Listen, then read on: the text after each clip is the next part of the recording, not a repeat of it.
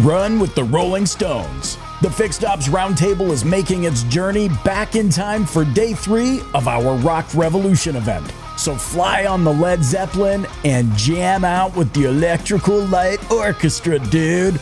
Walking on the wild side is our host, Katrina Ness.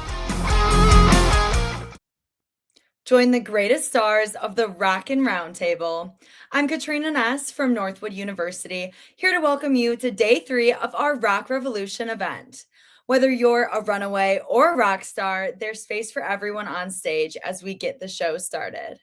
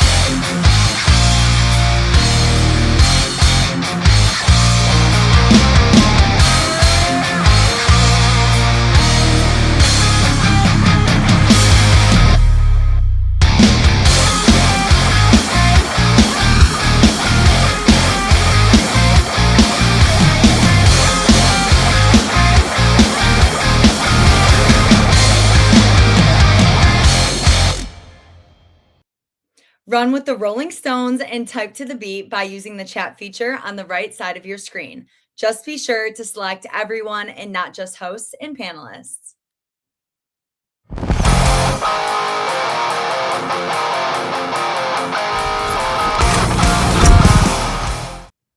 We're hooked on a feeling for our keynote speaker, Bill Demaree from the Tom Wood Automotive Group.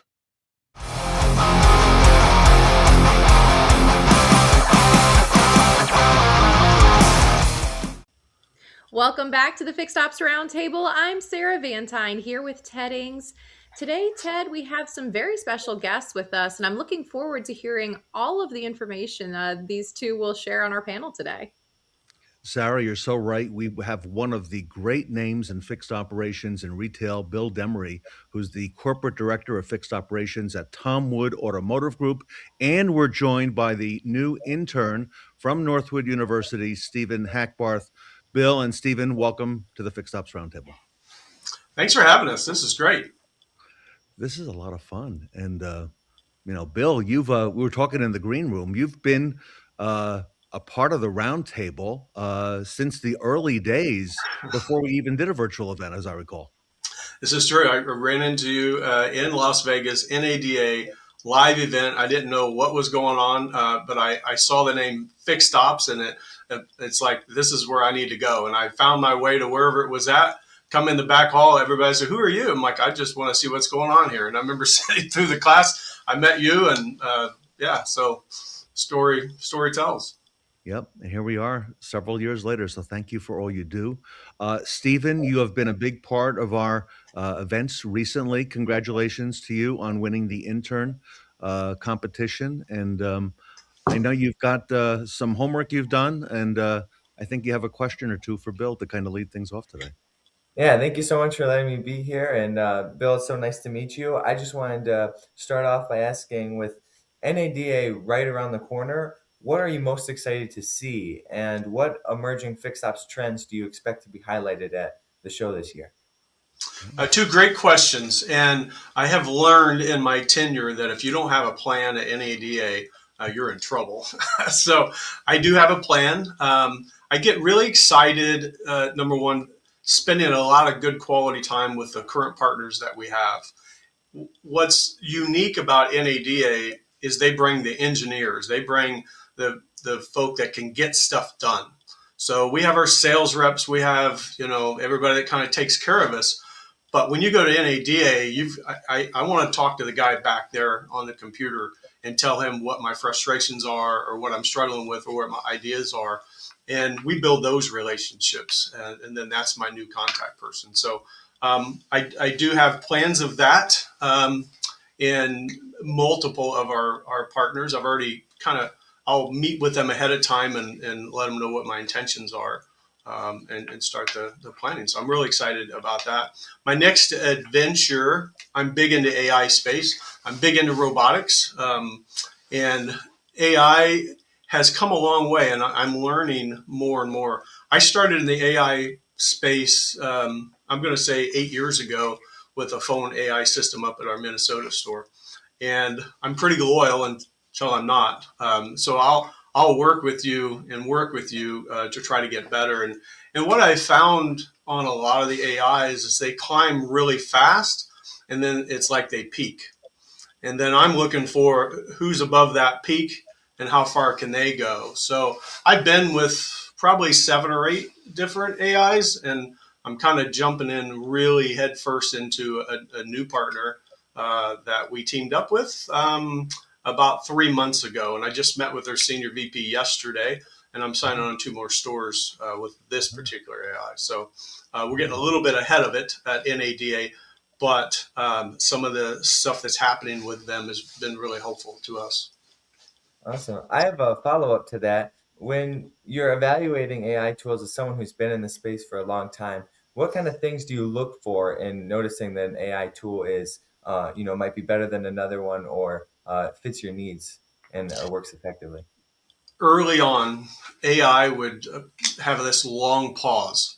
So you would ask it a question, and you're like, hello, are you there? And then it would answer. The newer AIs have gotten so quick, and they can almost predict what you're going to ask now. And I look for the newest trend I'm looking for is NPS. So we have an NPS scores around our store. I want to know the NPS score of that customer that's on the phone. And AI can tell me that. I also want to know is if my wife calls and gets an AI, she's hitting every button to get away from it. But I want the AI to know that. You know that phone number, you know that person. So when they call, don't even try. Just say, I recognize that you prefer to talk to a live agent. I'm going to transfer you now, and just get it. So I've been working with AIs to do this for many years, and a lot of them will tell me, yeah, we can do it. Not many of them have been able to until this newest one that we just launched with. So I'll have an actual dashboard of an NPS CSI score live in front of me at all my locations that are on this platform. So it's just the continued evolution of what it's doing. AI phones, I have a BDC center. AI phones will never replace the BDC center, but it'll certainly enhance it and allow us to continue to make more than 50% outbound calls, which is our goal. That's incredible. Bill, I love that you touched on the Net Promoter Score and or NPS for our audience that may not be familiar with that term. But that, this is something that's really important, and can be, kind of a maybe a caution, because again, there's a lot of different ways that information can be used. But what I think is so amazing about what you're doing at Tom Wood, you really are putting the customer experience at the center of how you're navigating all of these processes. And just to curiosity, what kind of repair order volume, phone calls are you experiencing across your stores? And do you notice any trends between one rooftop and NPS scores versus another? So I do, and it's interesting because the trends that we see, say at our Subaru store, are going to be totally different than the trends that we see, at our Nissan store. And what's also interesting about those 2 stores is it's a different AI system. I have one at each store, so I do some cross comparisons on closing percentages. How many appointments can the AI make in the new one? And I'll just say their name is Numa. I partnered with Numa about 3 months ago, and they have been able to. I always thought, and I'll just backtrack, I used to think if an AI could make 20% of the phone calls in appointments, that's 20% more outbound calls that we could make in our BDC.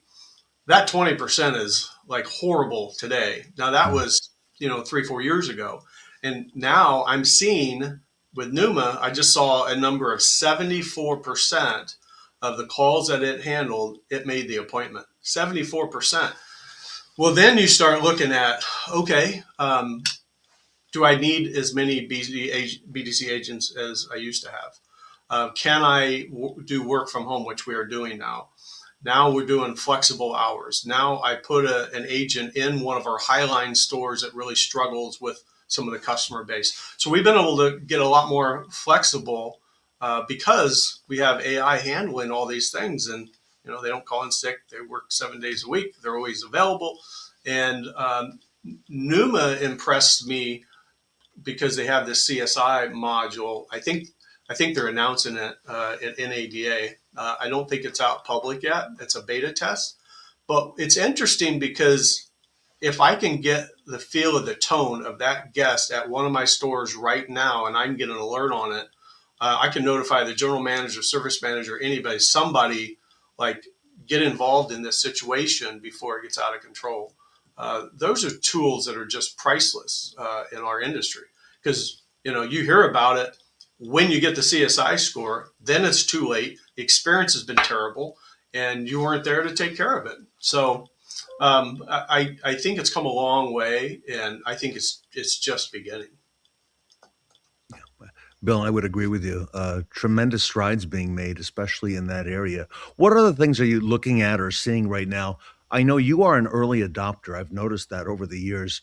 You're out in front, and as you said, you're willing to work with a lot of these companies and, make them better, perfect their processes, what they're doing. What are some of the other things that you're looking at? And I'll give you an example. Some of the things that we're seeing here at the Roundtable are tech video MPIs.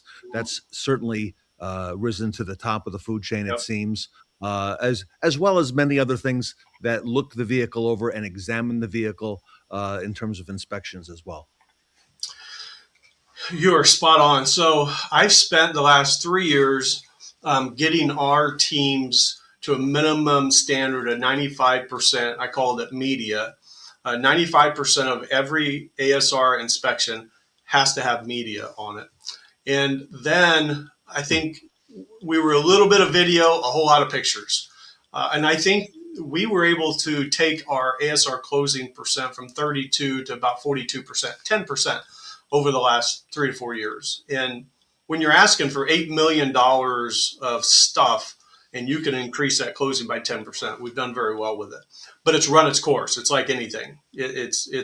I've taken that as far as we can go. So we are now 100% shifting to a minimum standard of 100% MPI videos.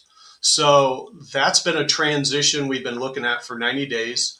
And you can't just say, I'm going to do 100% video, like just get it done, guys. You got to coach it. You got to have a process. You got to have a playbook. So we've been writing and authoring our service advisor handbooks.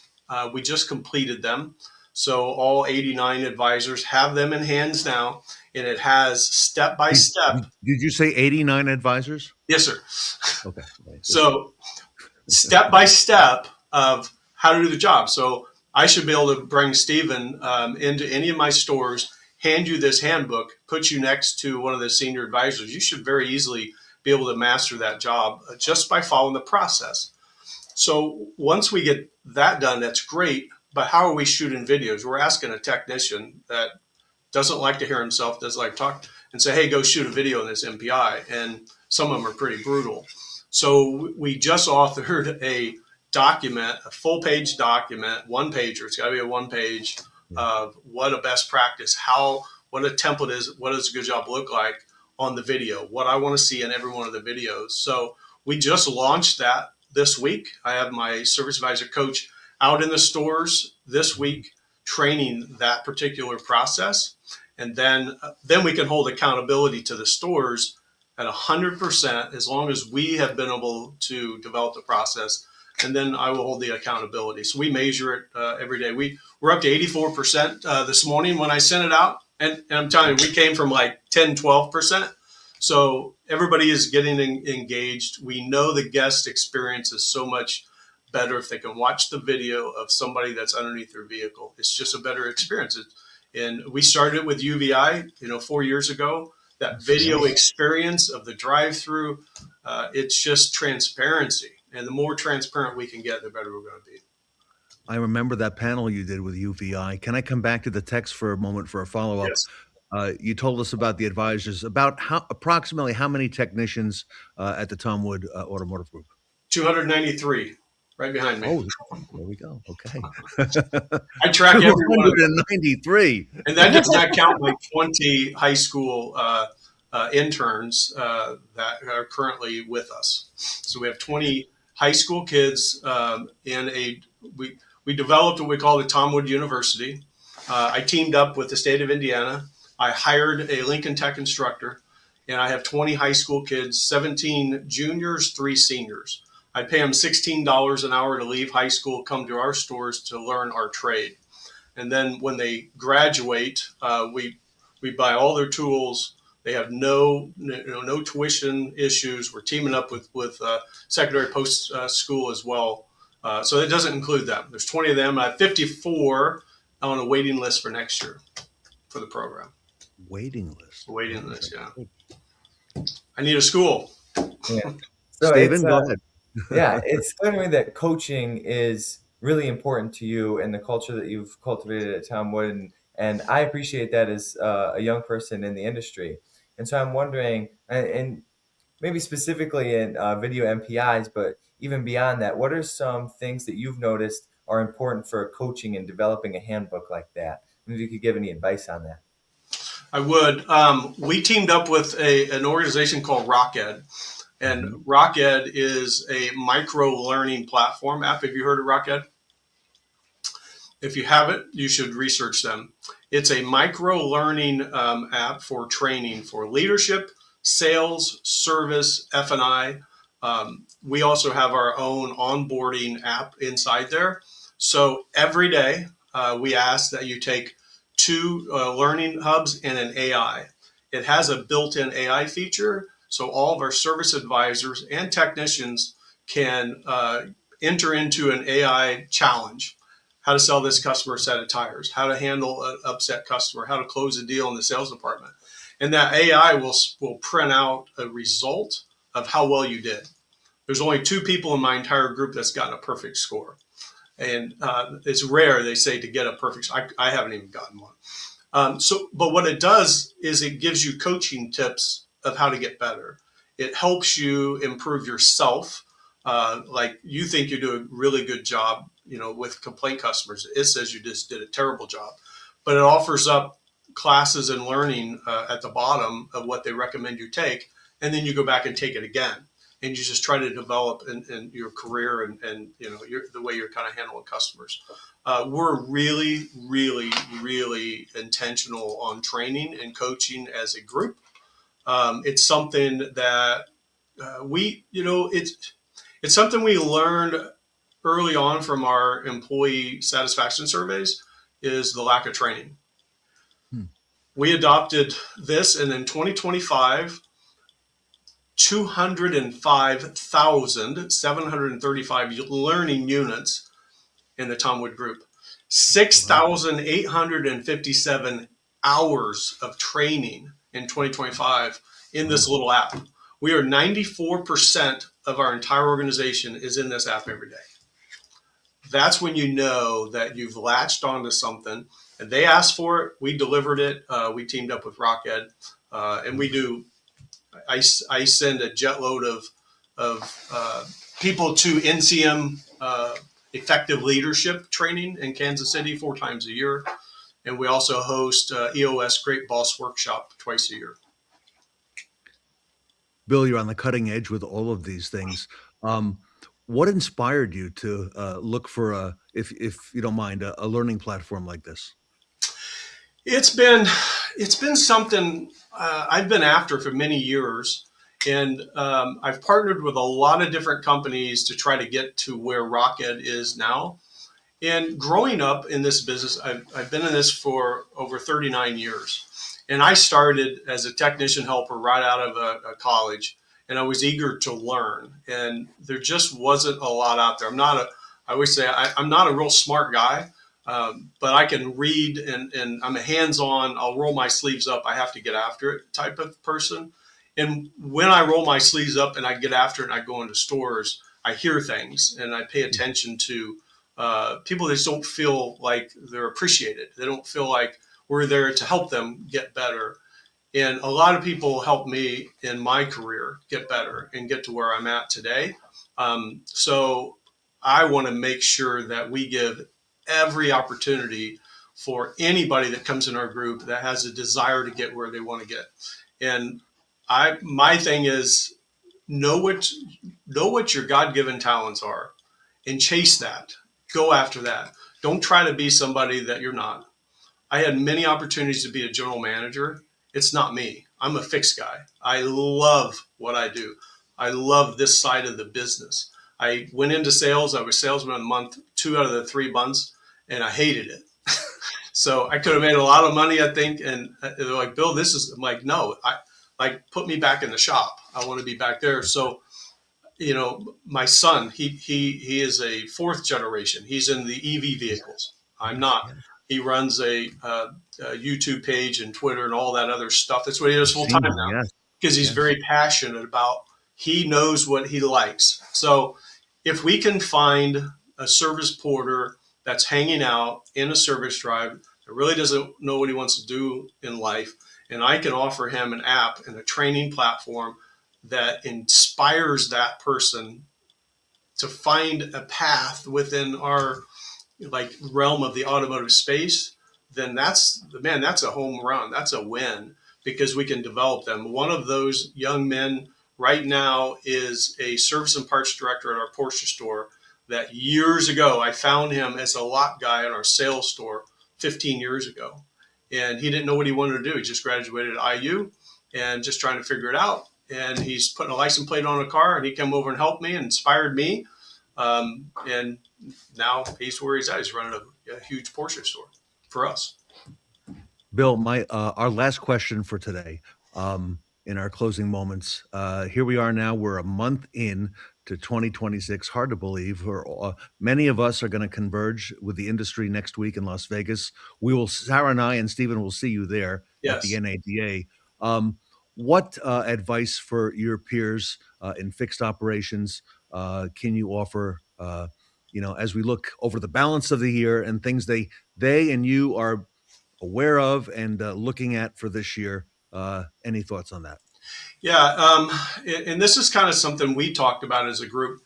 2025, we were either winning or we were learning, and it's something we've kind of developed for 2026. We're not gonna lose, and I think if you can just keep a positive, outlook of not what's happened to our business. Is it soft? Is it slow? What are we not focused on? Let's focus on the basics of the benchmarks, that if we can get these little benchmarks in place, the other stuff just takes care of itself. And just, stay grounded, stay focused, take care of the customers, number one, take care of employees, number two, train, coach, and just follow the processes. And if you do that, these ups and downs have come for 40 years. They're going to keep coming. This is a great time when we're a little bit slower to tighten up on your training, tighten up on your expertise, tighten up on that process, and just hold yourself accountable. Sarah, always great to hear from Bill Demaree to kick our day off today. It is, Ted. Bill, it's always a pleasure to get to learn about what you're doing with the Tom Wood Automotive Group and all the exciting innovation that you embrace. It's a lot of fun. Steven, congratulations to you as well. Thank you so much, and thank you for letting me join today and pick your brain. I really appreciate all of your advice, and it's very inspiring to hear what your automotive group is doing. So. We will catch up at NADA and talk shop a little bit more. We'll all talk shop at NADA next week in Las Vegas. Sarah, excited about that. Stephen, it'll be, I believe, your first NADA. Is that right? Yes, it will be. Bring your track shoes. Great advice. All right. Bill Demaree, Corporate Director of Fixed Operations with the Tom Wood Automotive Group, here with us today at the Fixed Ops Roundtable.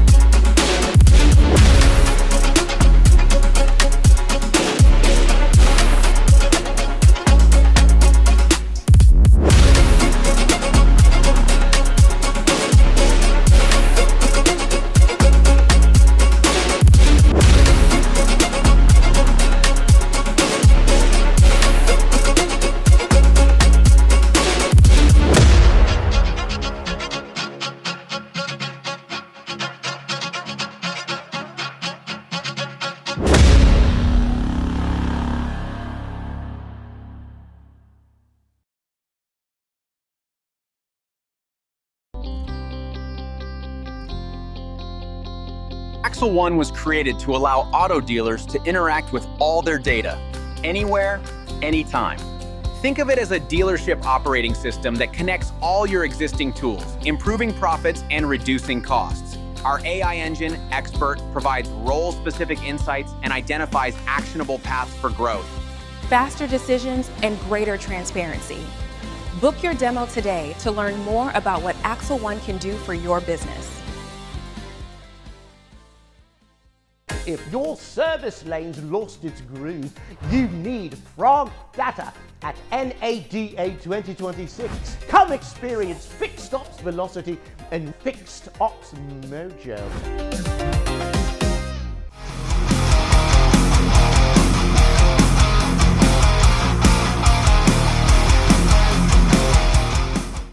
Run with the Rolling Stones, Michael Toms, and Peter Carusone from VisionAST up next.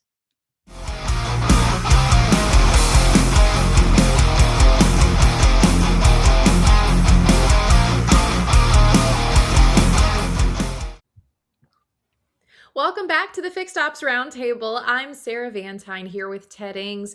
Today we have a very special panel assembled, Ted, and a special guest from Northwood as well. That's right. We have great friends of the retail community, Pete Carusone, who's the president and CEO of VisionAST. I'm going to let Pete introduce Michael in just a moment. And then also from Northwood University, Stephen Hackbarth is joining us. Everybody, welcome. Welcome back to the Fixed Ops Roundtable. And Pete, I'll let you make this important introduction. Yeah, so with me today is our latest team member, Mike Toms. I've known Mike a long time, years and years. When I first started VisionAST, Mike was interested early on and always stayed in touch with me and always referred opportunities to me. And we meet at every NADA and along many travels. And finally, I can welcome him to our team, and I'm very excited about that. And Michael, welcome. Yeah, thank you very much, Pete. Thanks for the very nice introduction, and Ted, thanks for welcoming me. And I echo what Pete said. We've been trying to find ways to work together for years, and the pieces have all come together here. Little tease on what we're going to be working together on here, but we're rolling out a new product set with a great partner out there in the marketplace, and really looking forward to it. Thanks for the opportunity today. Great. And Sarah, it sounds like these gentlemen are both very well connected in the industry. What do you think? Oh, absolutely, Ted. And it's really fascinating to hear what new pieces they're going to be adding to our industry. Well, Pete, let me start with you if that's okay. We know VisionAST as advanced people metrics that drive performance. I love that tagline, by the way. You work with a lot of our retailers. Tell us the big reveal. Let's look behind the curtain. Tell us about the new business line and, give us an overview of what's coming. Yeah, well, as you know, Ted and Sarah, I've been in the space for quite some time, first in the dealer space in an operations role, built the VisionAST platform during that time, and have since taken it to market, and we're in hundreds and hundreds of dealers across the country. And we're bringing metrics that help them move the needle, right? So we're always providing solid, reliable data that helps dealers to improve their profitability on the business they're already doing. So along our long path and journey, it's always been the question of what's next? What else can we bring to move the needle, to drive more revenue, still working with existing business, right? So I've had a hard time finding that fit until very recently. And with the technology resources we have, the dealership connections we have, we are now providing a way for dealers to offer a parts and labor warranty in the service drive at the time of service, and very specific just to the work that's being done. So a retention tool for dealers to keep customers coming back, driving more business back into their dealership. Once that warranty is over, any repair work that's been done within the parameters of that warranty, they got to come back. They'll come back to get that part knowing it's covered for an extended period of time specific to that work. So exciting, Pete. And Mike, there's a lot of our listeners today that that may know you, especially from the Charlotte market, but I'd love to get, your perspective too about, your experience in the industry and what specifically drew you to this project with VisionAST. Well, great question. Thanks, Sarah. I first got into what we're calling in-house RO warranty loyalty program almost 8 years ago with Smart Auto Care at the time, ASI. And they had a single implementation at one Toyota store here in Virginia where I live. And it was going very well, produced great results for this dealership. But there were technology hurdles that we could not get past to make it grow. And when I put this idea in front of Pete, probably 7 years ago, I said, we got to have a great technology partner. And we've found that great technology partner who's got the inroads both with TPAs, the third-party administrators out there, and with dealerships. And nothing's easy, but if this is ever going to be easy to pull off and make happen in the marketplace and meet the promise of an RO loyalty repair program, warranty program, we've got all the pieces here with VisionAST and our partner. Michael, it sounds like a very important time in our industry. The average age of vehicle is what, 12 going on 13 years? And Michael, the average new car price, what, over $50,000 today, right? Yeah. Don't forget payments close to $1,000 a month. Yeah. You're right. Those days of $350 a month, that's over, right? Yeah, exactly. Yeah. Long gone. And every dealer's interested in loyalty programs to drive business back into their service department is what we're hearing across the board. Stephen, you recently worked on a project on the intern where you headed up a group working on an event for dealerships to help build retention and loyalty, and got some real hands-on experience. Tell us a little bit about that, and you may have a question or two for these gentlemen as well. Yeah, absolutely. So we had a project. It was like a service drive activation event dedicated to building retention and engagement. And so we had all sorts of different ideas about how to actually pull that off. And a lot of our different groups, we had differing opinions about what specific like dealership size or dealership profile that we were trying to benefit. So I had a question for you. With your new program, what is the typical dealership profile that can benefit from this new rollout? Sorry, Ted, go ahead. No, go ahead. I think it's a great question. I was going to say, Stephen, that's a fantastic question. It is. Yeah, it's so we think it's somewhere around 100 customer pay ROs a month, and our experience has borne that out so far. Now, if they've got more, that's great. If they got less, that's great too. We've got different programs that can work with dealers of just about any size. Now, I'm curious, Stephen, to turn the question back to you. What did you think you and your team come up with? Yeah, we basically had different opinions throughout the groups. Ours, we had more for like larger dealerships, but we understood that the principles at a fundamental level apply to all dealerships. So we sort of took a universal approach towards the end of the pitch. But yeah, we think that the fundamentals remain no matter if you can benefit the smallest, you can benefit the largest. So. Okay, got it. Did I answer your question? Absolutely. Okay, great. Mike, if I can come back just to follow up to you. I know your deep roots in this industry. What drew you to this project specifically? Pete mentioned you've been chatting for a while, but what ultimately drew you in?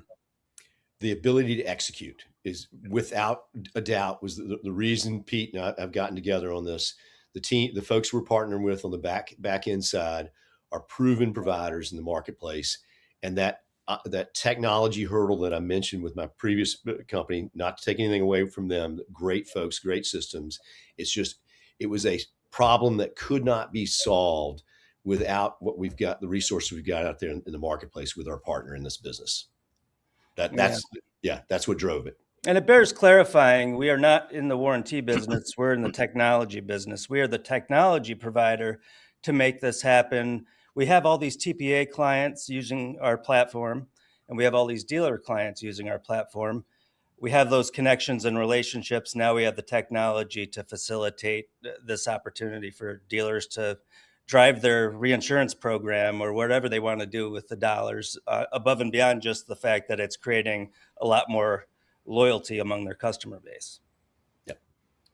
Well, and Mike, I want to go into a little more detail too about the benefits of this, because for our dealers listening today, I mean, this entire structure that you're describing with your parts loyalty program, there's a lot of concerns right now in the automotive industry around retention, around reinsurance, around the customer experience as a whole. So what are some of the benefits that you're seeing and that you'll be executing and helping dealers with in this program?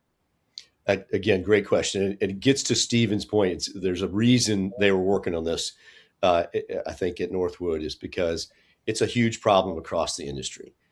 Whether retention is at 70% in the store or 80% or 90%, you still got opportunity there. And this is about, number one, solving that problem, increasing service retention, getting those customers in there the first time with a promise. And secondly, it's about delivering on the promise and keeping those customers loyal and coming back to you. And that drives the whole business model, is come in the door first, keep them coming, keep them happy. And at the same time, dealers are creating opportunities to make more money. And there's a hidden benefit here of one of the hardest jobs to fill in any dealership is service advisors, good, capable service advisors. And when you can tell at the example store that we worked with first in 2018, they hired a service advisor who came to work for them specifically looking at 3 different opportunities. And the one that won out is the one that had the service loyalty program. Because he said his job was never going to be easy, but it was going to be easier because he had good news to deliver to consumers, customers when they came through.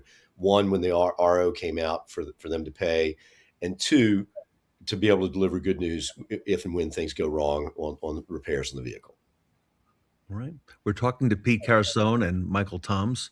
They're with VisionAST. You'll all recognize Pete Carusone, a big friend of the fixed ops community and retail community at VisionAST. Pete, let me come back to you and to Mike as well. Give me some of the primary benefits to the dealer. So we've got folks watching today who are dealers. We've got general managers. We've got folks throughout the gamut on the fixed ops side and now on the variable side as well, reconditioning managers, used car managers, very much so. Is it the customer retention? Is it the reinsurance that Sarah mentioned? What would you say? Certainly, it is positioned as a retention tool. There's no question of the value there. I think Mike makes a very important point about the service advisor being able to share good news. Right, that doesn't get to happen every day. So that is a big piece. And I've always focused on, our business has been how to drive more profit, higher profitability with the business you already have. That's done through the metrics we provide and measuring success and finding opportunities to improve with the existing business that the dealership is doing. This fits right into that business model of driving additional revenue from the business that's already coming through your service drive. And that's an important piece right now, is certainly after what we've seen in 2025 with generally a flat industry. This year remains to be seen, but not expected to be a blockbuster year in terms of SAR, but steady.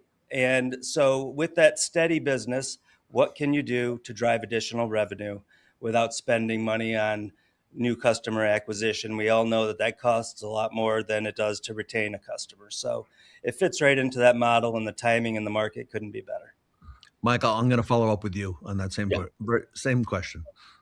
Okay. And well, the part I didn't get to circle back on is the reinsurance. So for a dealer, that's an important aspect. This is going to be the assumption being that a dealer is already participating in a reinsurance program. They've got something set up. This is additional capital that can be premium that can be fed into a reinsurance program, and creates opportunities for more of what they're trying to do, wealth building, but it's fairly low risk. Premium and risk to be putting into reinsurance. So potentially highly profitable. Results will vary, as you know, on any program, no promises like that. And as Pete said, we're the IT providers to make it happen. And that we'll be working with TPAs and agents who will help bring this to marketplace. But that will be one of the biggest selling points for dealers is you've already got a reinsurance program. There's no incremental cost to set up a reinsurance program. Let's just seed more capital in there. And at the same time, you're making happier customers. Why would you ever say no to this value proposition? Michael, I see below your name there, it says VisionAST RO Loyalty Team. Is that going to be is that the name, RO Loyalty? We've still got things to figure out there. New news to come, like as we reveal our partner we're working with. We're working on the branding and all that stuff. This is so new that we don't even have the name figured out yet. So it is Sarah, there's not a lot of time, Sarah and Pete, because the next week is NADA. So I know we're going to be seeing you there. That's right. Yeah, definitely planning on being there. We'll get to see them there, Ted, and have the big reveal. That'll be another exciting opportunity. Yeah, and I can promise you that. Yeah, and we're glad to do it on another episode of the Fixed Ops Roundtable too. Well, you know what? And we're also going to be out there in person as well. Gentlemen, if I can follow up on one more question. So what does it look like to get started? What are the steps? Pete, maybe kind of take us through that, and Michael as well. Yeah, go ahead, Mike. So the whole thing about this is I won't say it's as easy as a puppy dog close, but it's fairly easy for a dealer, for an agent and a dealer, because all it takes is, Mr. Dealer, we know that you want higher loyalty from your customers. We know you want better service retention. We know you want an opportunity to seed more money into your reinsurance. All we need to do is get connected with your systems administrator and get permissions, and we start pulling RO data, and we figure out what the opportunity looks like. It's that simple. Yeah. Well, and I think that's a big part of it, Pete, making it simple and easy and frictionless, right? Those are the new words today in the industry. So they are, and still using data to determine the outcome, right? Yeah. So it's right in line with what we do every day here at VisionAST. Yeah, I was going to say no better place to do that than the data that you're already collecting, Pete, from the dealers. Right. So congratulations to both of you, Michael Toms and Pete Carusone. Thank you. Thanks, Ted. Great to see you all. Thanks so much for the time. Really appreciate it. All right, let's come back now, everybody. If you're going to NADA next week, you mentioned you'll be out there, Pete. You'll be, I'm assuming, like most folks, making some appointments and meeting with people in person, and also non-appointments, right? So. Oh boy, is it? I got to remember to bring better shoes. I don't think I own better shoes, because every time I go, I think I've got the right ones, and it's still painful by the end of the day. So maybe I just need some running shoes, because we're going to be running like crazy to try to meet everyone that wants to speak with us. And it's going to be a good one. Yeah. Right. OCs on clouds, the best shoes for that. All right. Well, we look forward to seeing you out there. Sarah, we're going to be in the West Hall, and I know we've got a stage set up there for all the days of the expo. And it looks like a busy schedule. I think Michael, I know, and Michael and Pete are both going to be out there with us on that stage. You're so right, Ted, and Stephen will be there as well. It's going to be an exciting opportunity again to have the intern, our official intern, now with us at the big NADA show. Yeah, exciting. Very excited to meet you, Stephen. I'm so excited to meet you guys. Thank you for letting me be a part of this today. And I really appreciate all the valuable insights that I've learned from you guys in your new program. So, Stephen, will this be your first NADA show? This will be my first NADA show, so I'm really pumped to see everything. You know, it's such an inspiring industry to sort of get to be on the front lines of it and see everything as somebody new and just coming from my education at Northwood and seeing how all of that looks applied into the real world. So I've gotten to meet some incredible leaders so far, and I'm just so excited to keep on learning. Pete, I think he's coming into the business at the right time. I've never been more excited about what's happening than right now in our industry, Pete. It is the right time. I think what I have experienced in my time in the industry is during the slower times, the sharp operators get sharper and really sharpen their tools. And that's what's happening right now. So you're coming in at a time where everyone is really operating at a high level. It's not easy, but a good system and process and work ethic you can be very successful, and everyone that you're going to be exposed to are the sharpest of the sharp that are still around and finding success in this 2026. We'll leave it there.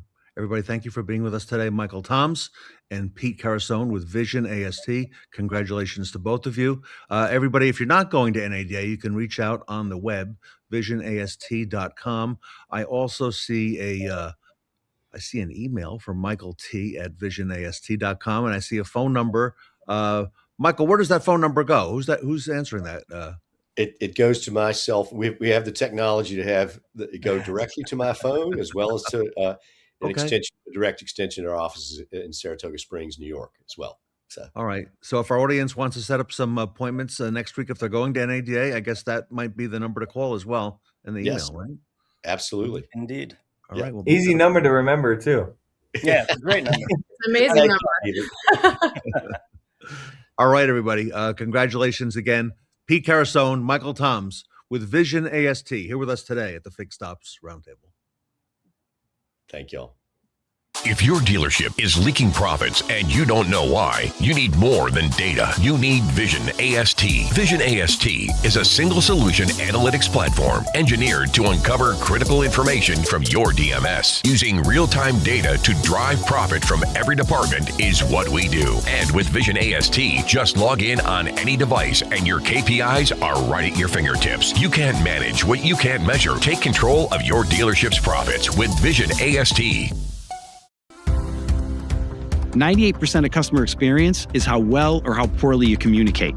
Well, how come my software partners spend 98% of their development on workflows?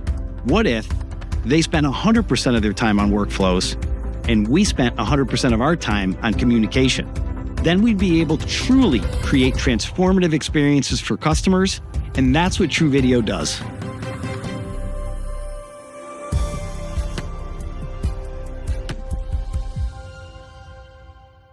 Luma Scanner has landed. A breakthrough in automated appraisal that changes everything.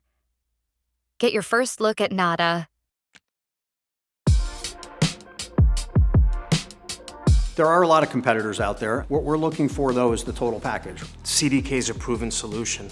The support is ongoing, the development is ongoing, and for us, there is no other solution. I really believe they know our business, they know the automotive space, and more, they continue to be able to help us use the system the way we want to do business. That relationship is really what this is all about. You don't have a relationship with software, you have a relationship with the individuals behind the software.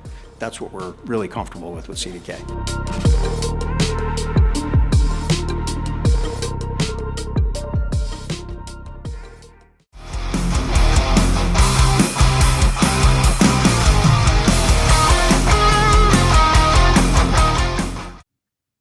Join us in Hotel California as we create efficiencies and fixed ops for our next panel, filmed live at our LITHIA Suburban Collection pop-up.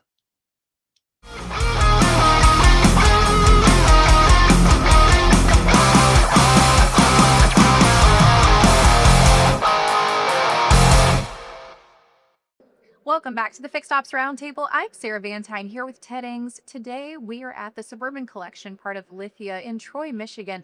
And Ted, we have a very special guest with us. We do. Dave Schell from Interstate Billing is with us. Dave, thank you for coming and thanks for being involved with the Fixed Ops Roundtable. Thanks, Ted. Appreciate it. Thank you, Sarah. All right. Go ahead. Fantastic being here. What a great dealership. And I've met a lot of the students today. Dave, to set things off and just to really set the stage for those who may not be familiar with interstate billing, I'd love to hear a little bit more about what you do and how you got started. So, how I actually ended up with interstate billing is 30 years ago, I worked for a multi-line dealership in St. Louis, 22 rooftops. And we used interstate billing service. So on the dealer standpoint, I understand how it works. It helps the cash flow. I understand all the value of it. And so I ended up going to work for interstate billing this year. And that's where we're at. And Dave, a lot of what you do also has to do with retail automotive. Specifically, I could think of one instance that you and I discussed recently, which is wholesale parts. Wholesale parts. Talk us about it. Huge topic. So a car dealership, they don't finance anything. They don't finance used cars, new cars. They don't finance the service drive. But 90% of the car dealerships, they want to finance wholesale parts. And it's not a great revenue source, and it's a liability. Interstate billing takes all the liability out of the dealership and pays them for the receivables up front. Whatever's on the books, we'll buy it. And historically, Sarah, wholesale parts can be, a very time consuming, a long wait, low margin, and, not always the most profitable if you get one of those customers that doesn't pay for a while. That's so true, Ted. And Dave, our audience listening today, I think, Ted and I have had a lot of conversations at the roundtable around parts and wholesale specifically. A lot of dealerships are wondering, just on the horizon for 2026, how do you see things evolving between what customer expectations of purchase, trends are, and how a dealer is conducting business when it comes to their parts operations? So, when you really look at it, the overall view of with the wholesale parts operation to speak on behalf of, most of them are becoming the bank. They don't realize it. And if the biggest thing's talking with the right person, and when they look at here, we're bringing 25 to an end, what they're going to write off, the charge-offs, the charge to policy, and what their, the average clerk makes in HR or the office, we're really cost competitive. Is it a difficult process for a dealer to get started once they contact you? No, not at all. It's about 5 forms to fill out in a contract. It's very simple. And typically from I think I know the answer to this question, but I'll ask it anyway. Advantages of having Interstate do the accounts receivable rather than my in-house accounts receivable, why outsource it? So the biggest thing is why there's no risk. If you've got a $500,000 out for 30 days, it's great. Everybody pays till they don't. But at the end of the day, the dealership's not liable for it. They have their funding in 24 hours. And moving forward, if they don't pay, if it's slow pay or no pay, warranty claim, they have the funding and they don't have to go looking for the payment. Well, Dave, fascinating. Up until now, we've never had anybody on the roundtable that talks specifically about accounts receivable, about being able to help the dealer with that. So congratulations to you. And welcome to the Fix Ops Roundtable family. And we look forward to hearing a lot more from you. Thank you. Appreciate it. So I'm Ted Ings on behalf of Sarah Van Tyne and Dave Shell from Interstate Billing. We're here in Troy, Michigan at the Suburban Auto Mall, part of LITHIA, and we will be right back.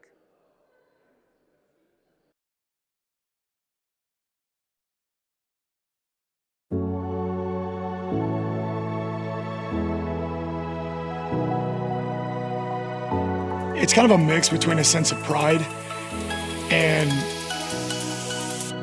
solving a problem. When you are taking on a multi-million-dollar investment, you have one opportunity to do this right. When the Jim Ellis team came to us, and when really any of our clients come to us, they say, hey, here's this box that this brilliant architect put together, and we need you to help us come up with the best flow put, the best throughput, and really the best design to help us maximize our efficiency in our service department. So when you walk into a finished project like this and you see your design and your layout, the equipment that the team put in, it's a really cool feeling. Pride. It's just incredible that our small little company can accomplish something this grand, and we do it day in and day out.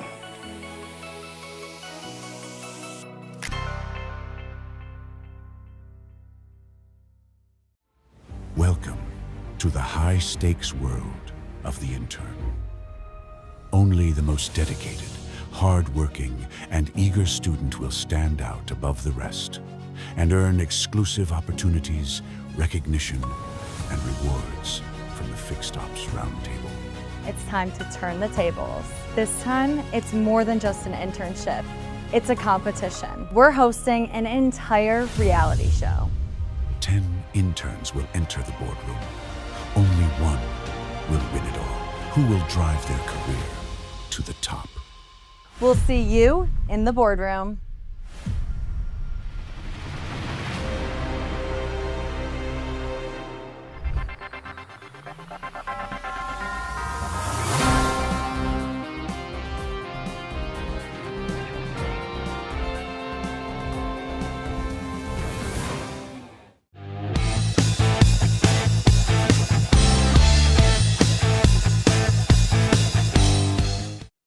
Need a dealer service to love?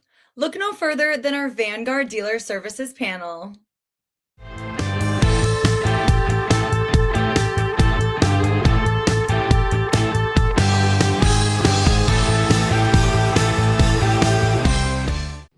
Welcome back to the Fixed Ops Roundtable. I'm Sarah Vantine here with Ted Ings. Today we have the Vanguard Dealer Services panel. And Ted, we're talking about profitability and efficiency in uncertain market conditions. Sarah, what a great conversation. I'm looking forward to it as well. We've got a lot of heavy hitters with us on the panel today. I recognize Jim Sabino. Before we introduce Jim, I want to make sure that we properly introduce Joe LaPelusa and Rick Tudor. Rick, if we could start with you, tell us a little bit about yourself and what you do in the industry. Hey, Ted.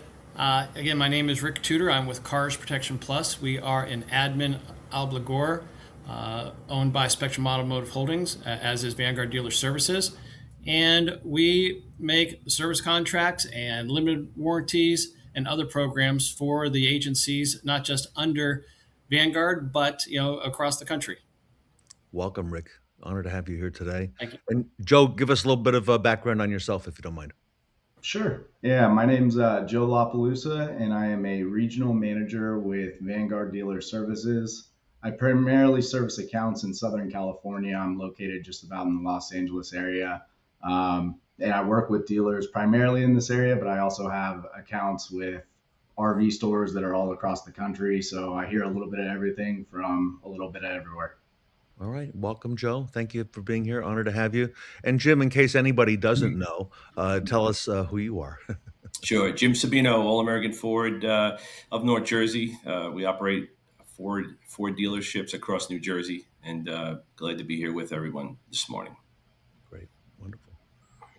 Well, with that, Jim, I want to kick things off really to get the dealer perspective because, this year we've seen a lot of different headlines out there. There's been a lot of conversation on used cars, on new cars, on service, all of these factors that are contributing to some uncertainty in terms of what's going on in the marketplace and how dealers can be reacting and plan ahead. So, Jim, from your perspective, how can dealers balance volume versus margin and service pricing as consumer wallets continue to tighten? Yeah, it's a great point, Sarah. And to that, yes, prices are, all you hear in the news and the media is prices are going up. Cost of cars, average prices skyrocketed to the highest levels they've ever seen. And back in our service department and parts department, that the labor rate and the door rates continually to grow and to increase, which again gets pulled back in negativity through the consumer walking through the door as they pull into the service drive and get checked in, and they see the posted labor rates, and it's just a little bit of a hesitation or like, wow, this is a lot of money, and of course, that's when you hope that peace of mind of service contract is in place, right? To prevent those very large bills, the potential large bills for engine or transmission failure, oil leaks. We're in the wintertime here. So in the Northeast, heat and dead batteries are a big concern. So an average heater repair could be, in excess of $1,000 or $2,000. So that's when you hope that, they have that extended service plan in place to prevent those big bills. And they pay as their deductible, and they're extremely happy and relieved that they are not leaving with a $1,000, $2,000 invoice that they may or may not have or be able to pay. So, Vanguard and through the sales process of selling these and offering these contracts is peace of mind and security. It's a big deal that makes a big difference throughout the ownership process of the vehicle. It really does.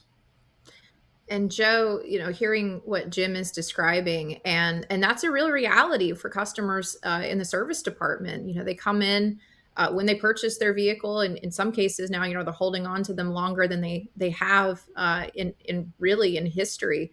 And the cost for the repairs continue to go up. So there's a lot of relief when they do have a service contract that helps, offset some of those costs. But what are you seeing across all of the different retail points when it comes to balancing this volume versus margin in these pricing components? Yeah, I think the squeeze on everyone, including ourselves, is obvious, and it hits us everywhere from the grocery store to the gas station. So I think the most important thing for dealership personnel, whether you're on the fixed side in the service department, the variable side sales, really anyone that has a customer interaction, I think that it's more important than ever to focus on customer service, making customers feel comfortable when they're, working with the dealership, being transparent. We know costs are high, but I think it's super important to educate everyone in the dealership on the costs overall at your competitors as well, right? So talking about posted labor rates, sure, they're higher, they're not coming down, they're continuously going up. It's crazy what's happened in the last few years, but look at your costs at a local Jiffy Lube or an independent, those have gone up as well, so we've got to be educated and prepared for that.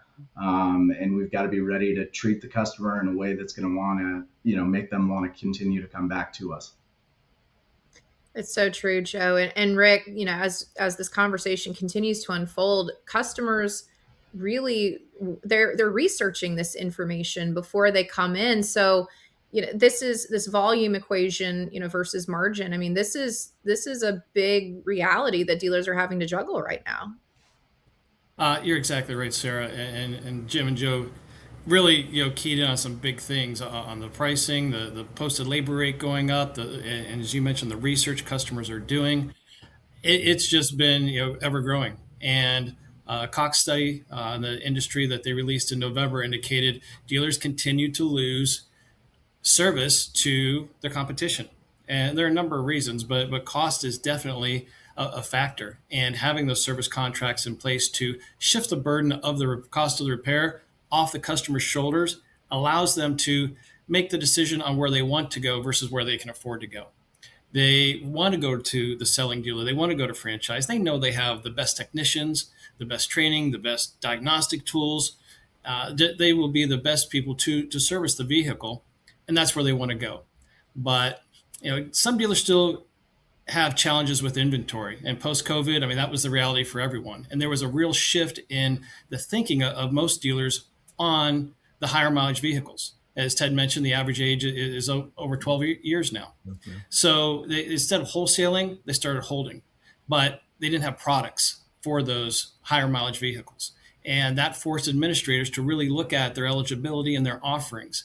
Now, we offer exclusionary coverage on vehicles up to 20 years old, up to 200,000 miles. There's other programs out there that will literally cover any vehicle in the dealer's inventory, regardless of age, mileage, make, model.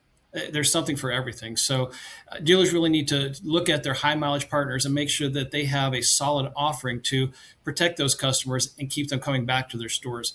And we're seeing service retention of almost 70% on higher mileage. And let's face it, these customers that are budgeted for a 150,000 mile vehicle, typically they're going somewhere else for their repairs. Now they're going back to the selling dealer. So the balance of margin versus volume, let's focus on the volume. Let's get the customers back. Let's keep them coming back. And more volume can be the same customer coming back more or new customers, but either way, it's a win. Very well said, gentlemen. I appreciate all that. And Jim, let me come back to you. I think the value of that service contract has never been more important than it is today with all of the different inflationary things that have been happening throughout the country. And Jim, you and I and Sarah are also seeing a lot of technology that's now helped and come into fixed operations. I know you've been spearheading a lot of that. How do you see all this playing out here? And, what are you doing there at All American in New Jersey? Technology is as everyone knows, is always evolving, right? It's incredible on what's coming out, and what's the buzzword as it was last year, as it is this year, and continues is AI. So AI is absolutely a necessity. You need to embrace it. You need to incorporate it into your day-to-day operation, whether it's communication from the dealership to the customer, it's internal, it's service drive, data mining for our used car acquisitions.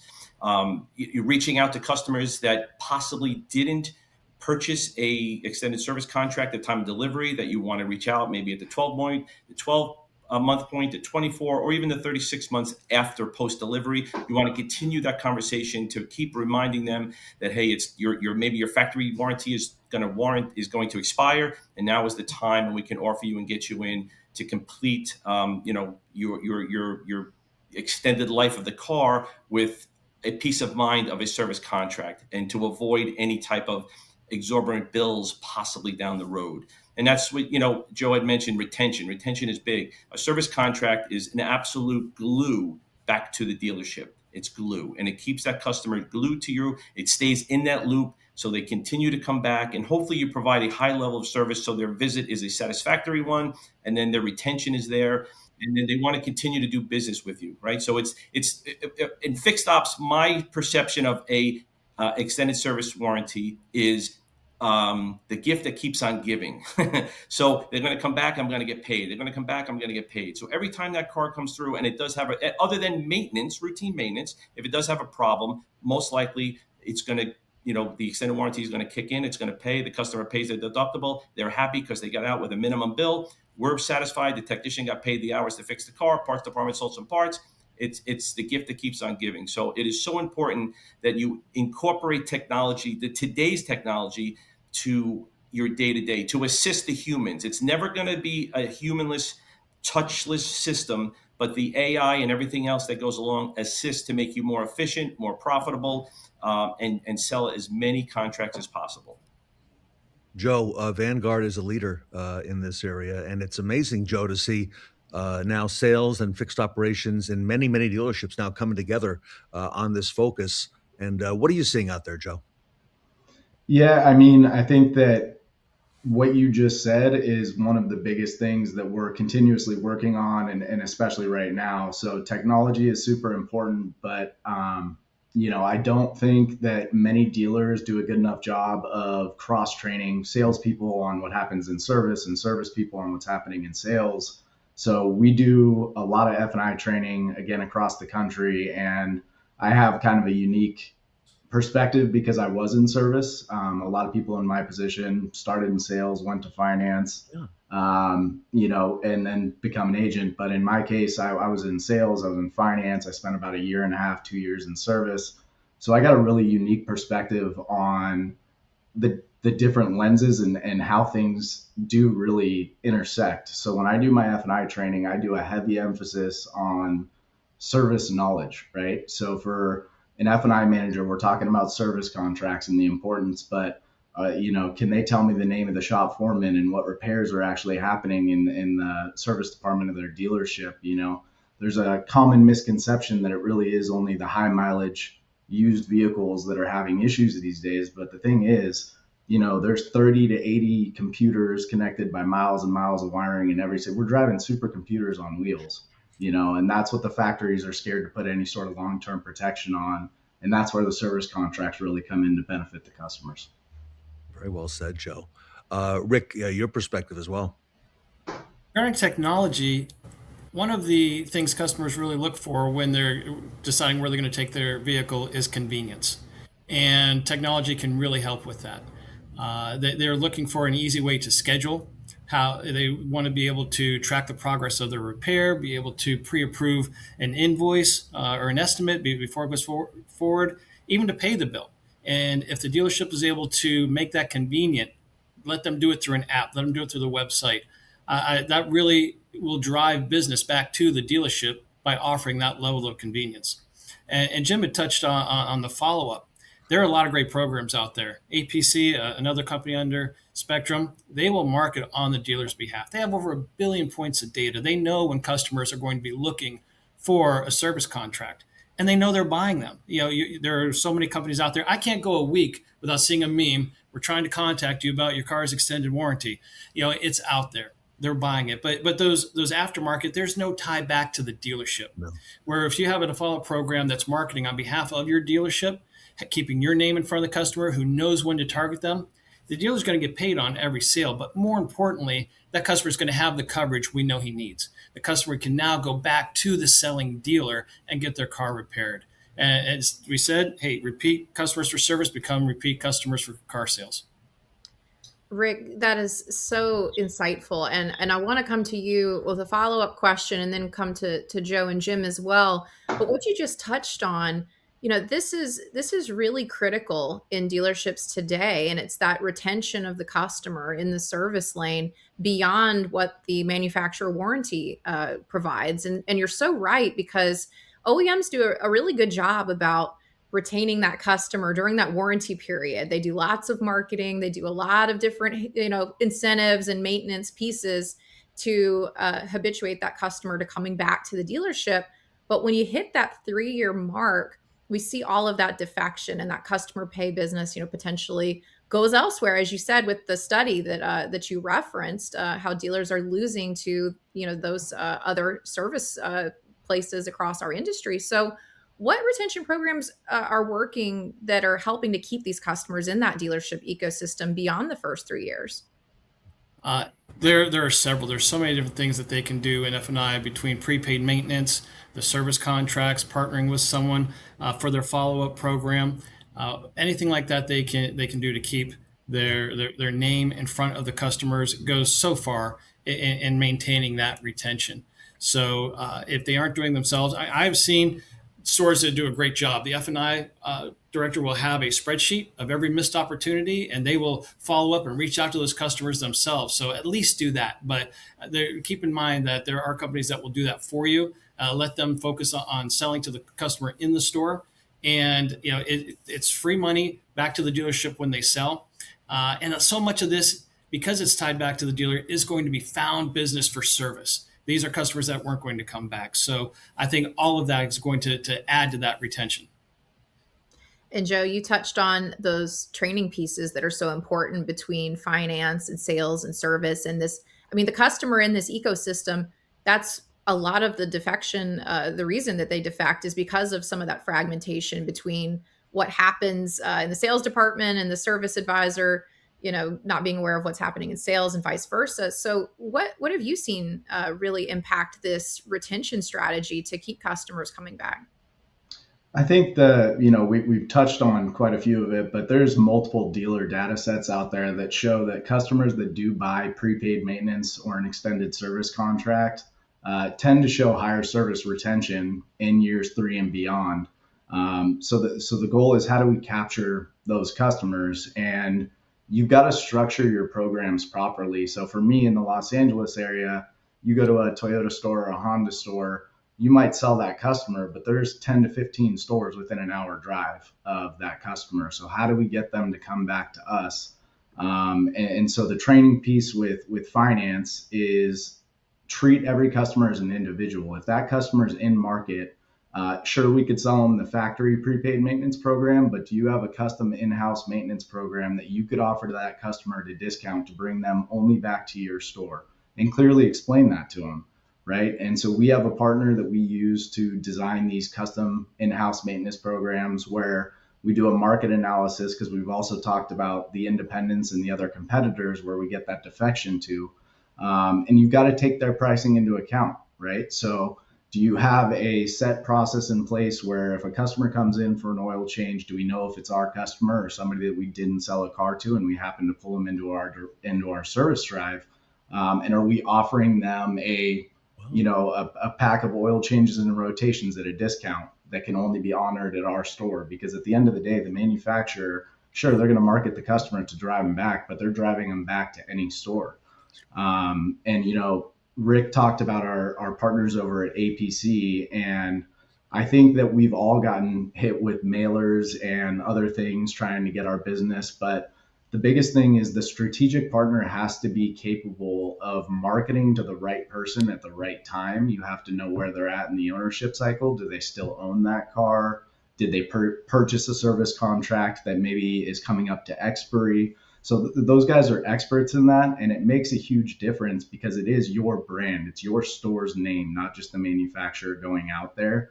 But being able to market to those people and also people that are coming into your drive that, like I said, maybe didn't buy a car from you, right? How do we stay in front of them and keep those opportunities open? But to tie back to the training piece, I think that one of the things we do across the board in sales is you tell your salespeople to walk the inventory daily, know what you've got available to sell. So I encourage my F&I managers to do the same thing in the shop. Go walk the shop once a week, get to know the service advisors, get to know your shop foreman.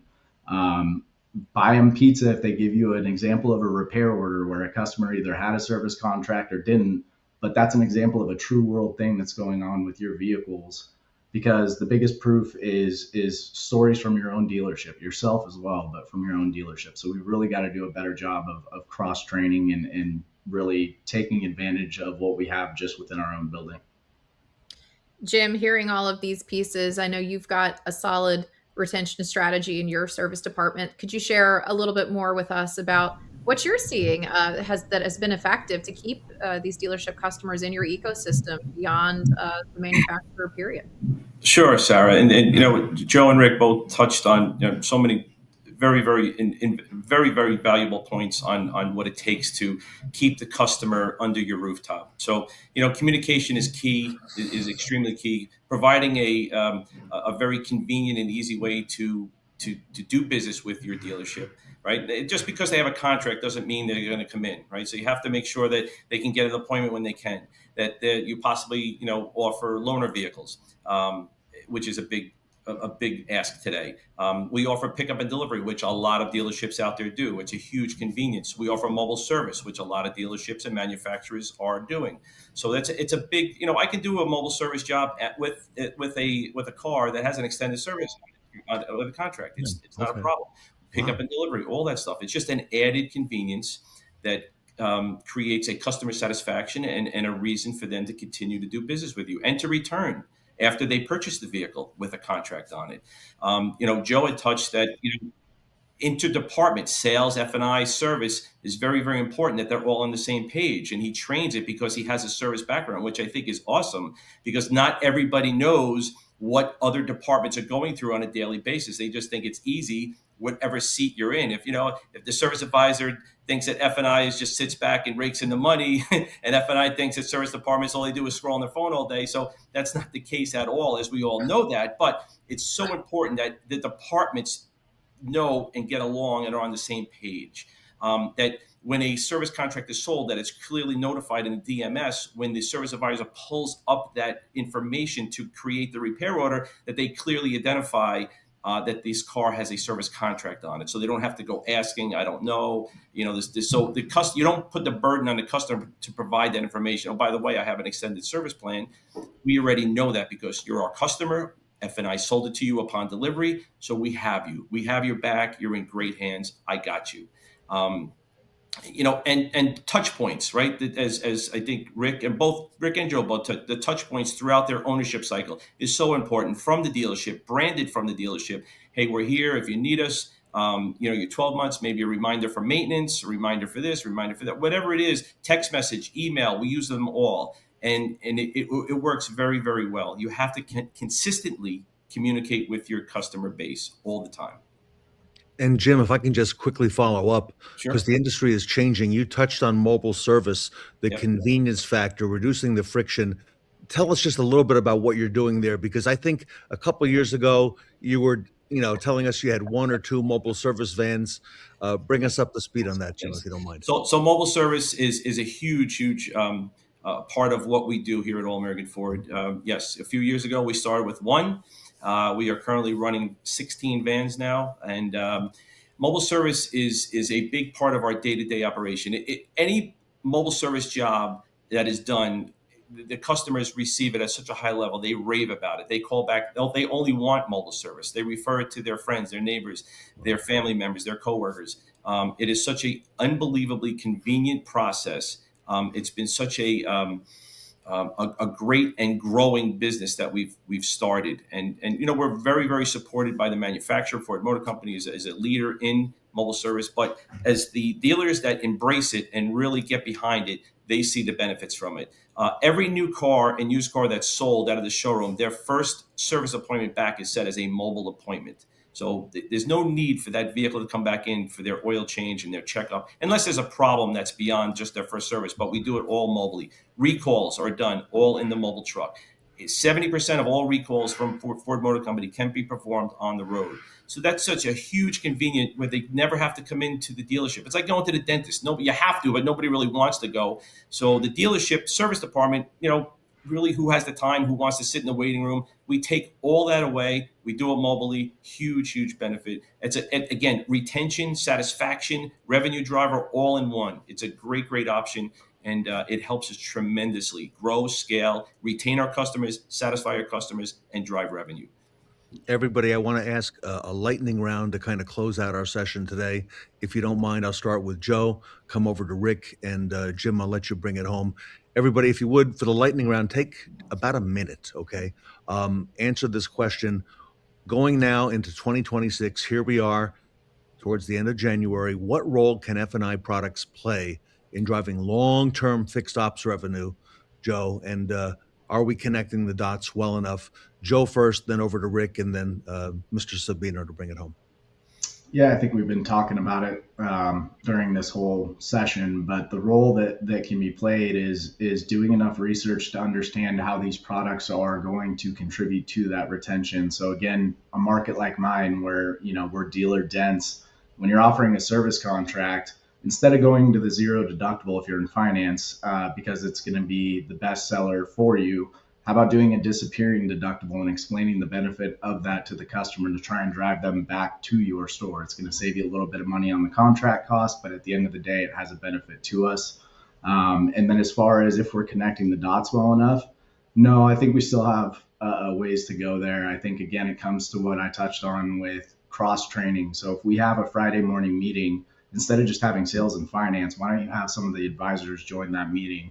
Make sure there's nothing going on that's contributing to any clunkiness or feeling like there's not a seamless connection between those two departments for our customers.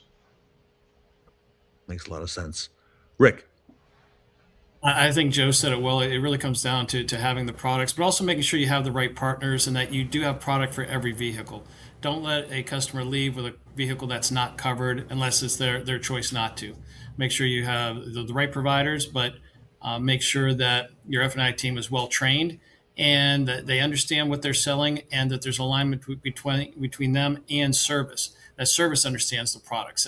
Nothing is worse than maybe an overselling in F&I and then there's a disappointment or a missed expectation back in service. We need to keep those departments aligned on the products being sold. And if they don't sell, make sure that you do have the opportunity from a follow-up program, whether you do it yourself or someone else. We need these customers to have the coverage to drive them back into service and to keep them coming back to the store.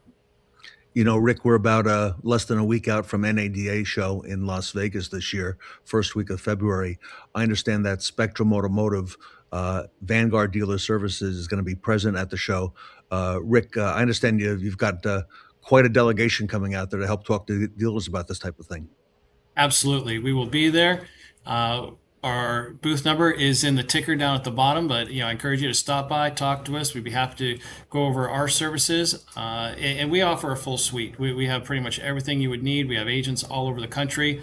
Booth 6447 North is where you can find us, and we look forward to seeing you there. Yeah, and Sarah and I would look forward to seeing you as well. We'll be spending some time with Vanguard. All right, Jim Sabino, I'm going to let you bring it home. Tie it all together.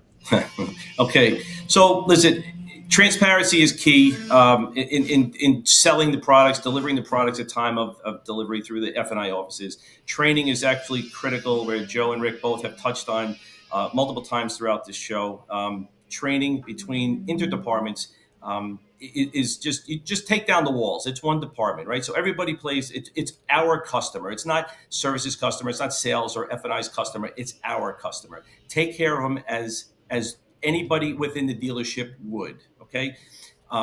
It's the gift that keeps on giving, right? So there is a profit made at time of purchase of the contract. Then the continuation of when the car comes through the service drive there and the service drive and the extended warranty kicks in and the repairs are done. There's a repair generated. Parts are sold, labor is sold, advisor wins, technician wins, parts department wins, everybody wins. Then the customer ultimately wins because they're covered by a coverage that is paid for by a deductible only. So all the burden and responsibility of the big ticket items are taken off the table because they're covered, because they did choose to purchase a contract at the time of delivery of their new or used vehicle, and everybody wins. It's a satisfaction tool, it's a customer retention tool, and it's also a revenue generating tool. So all in all, Vanguard delivers tremendous products across the board, all makes, models, tire and wheel, prepaid maintenance, service contracts for all, for basic to the very extensive technology today of EVs and the higher end cars. So listen, it's get on board, get trained, sell these products, and you're not gonna lose on this one. It's a definitely win-win across the board. Well said. Sarah, this has been a great panel. It has, Ted, and this is going to continue to be an important topic as we march towards the rest of 2026. Everybody, if you're headed to NADA next week, again, Sarah and I will be there. Stop in and see the great folks at Vanguard Dealer Services. The booth is going to be in the North Hall. They are part of Spectrum Automotive. And if you look at the ticker down below, you can see that NADA booth number is 6447N. Again, Sarah and I will be out there and visiting with them as well. You can look for us as well. Rick Tudor, I want to thank you so much for your time today. Very well said. Joe LaPelusa, thank you so much for all you do for the industry and for that great service experience as well, adding to the repertoire. And Jim Sabino from All American Ford Automotive Group in New Jersey. Thank you all for being with us. The Vanguard Dealer Services panel here with us today at the Fixed Ops Roundtable.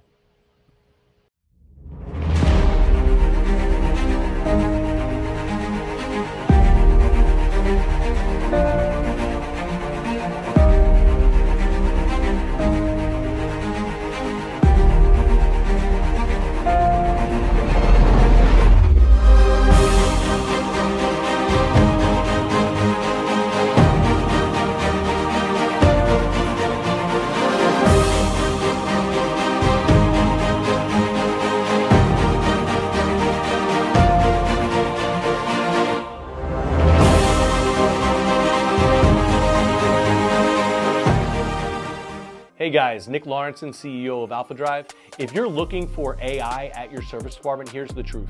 Not all BDC AI is built to complete the job. A lot of solutions out there only handle a fraction of the calls and then transfer them back to your internal staff, defeating the purpose of you having AI in the first place. If you want good AI, as you're doing your research to find the perfect AI company, look for a company that has a high appointment conversion. At least 55% of your calls should be converted into an appointment. Look for a company that has a high first call resolution and isn't transferring all the calls back to you. You want less than a 25% transfer rate back to your dealership.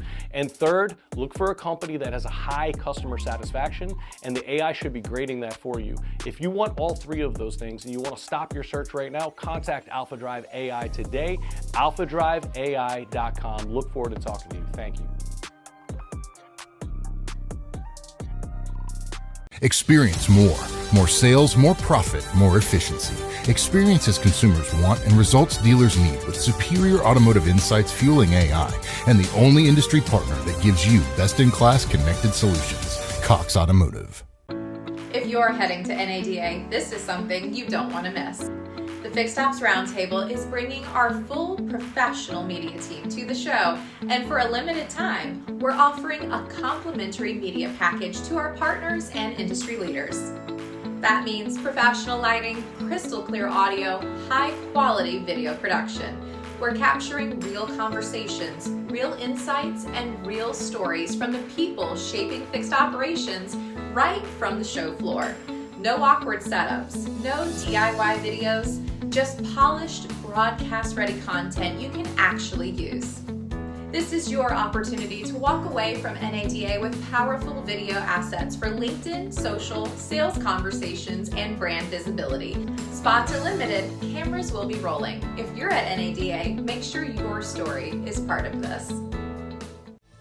Become the Rocket Man at this interstellar show. Welcome back to the Fixed Ops Roundtable Rock Revolution event. Join the 7-Nation Army in our recruiting, development, and retention panel presented by Dynatron Software.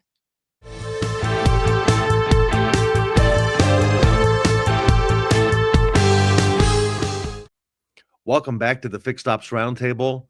Our audience is looking forward to this panel always. It is Dynatron Software, our great colleague and friend, Maureen Martin.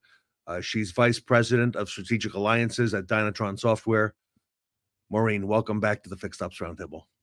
Thank you, Ted. Really appreciate it. We always love being here.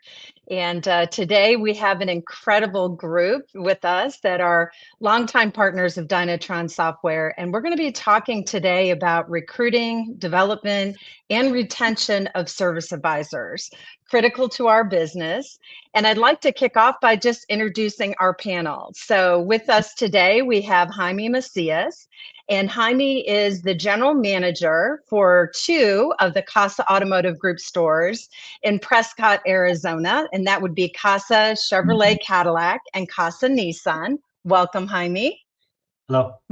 We also have with us Richard Lupo, and Richard is the Fixed Operations Director for Apple Tree Honda and Apple Tree Acura in North Carolina. And Richard is a definite friend and has been here on the Fixed Ops Roundtable. Welcome, Richard. Thank you, Maureen. Glad to be here. Glad to have you. And John Luciano, many call him Lucky in the business. John has been a longtime partner of Dynatron. He is the president and partner for both Street Volkswagen and Street Toyota out in West Texas, my home state. John, welcome. Thank you. And then we also have with us today, Matt Norris. Matt is the Parts and Service Director for Bozard Ford Lincoln in Florida. And Matt, as well as Ed Roberts, you all know very well here on the Fixed Ops Roundtable. Bozard is a fantastic partner of the Roundtable. Welcome, Matt. Thanks, Maureen. Good to be here. Great to have you. So we're just going to kind of kick off into this. The Dynatron panel that we're doing today could not be more relevant than today.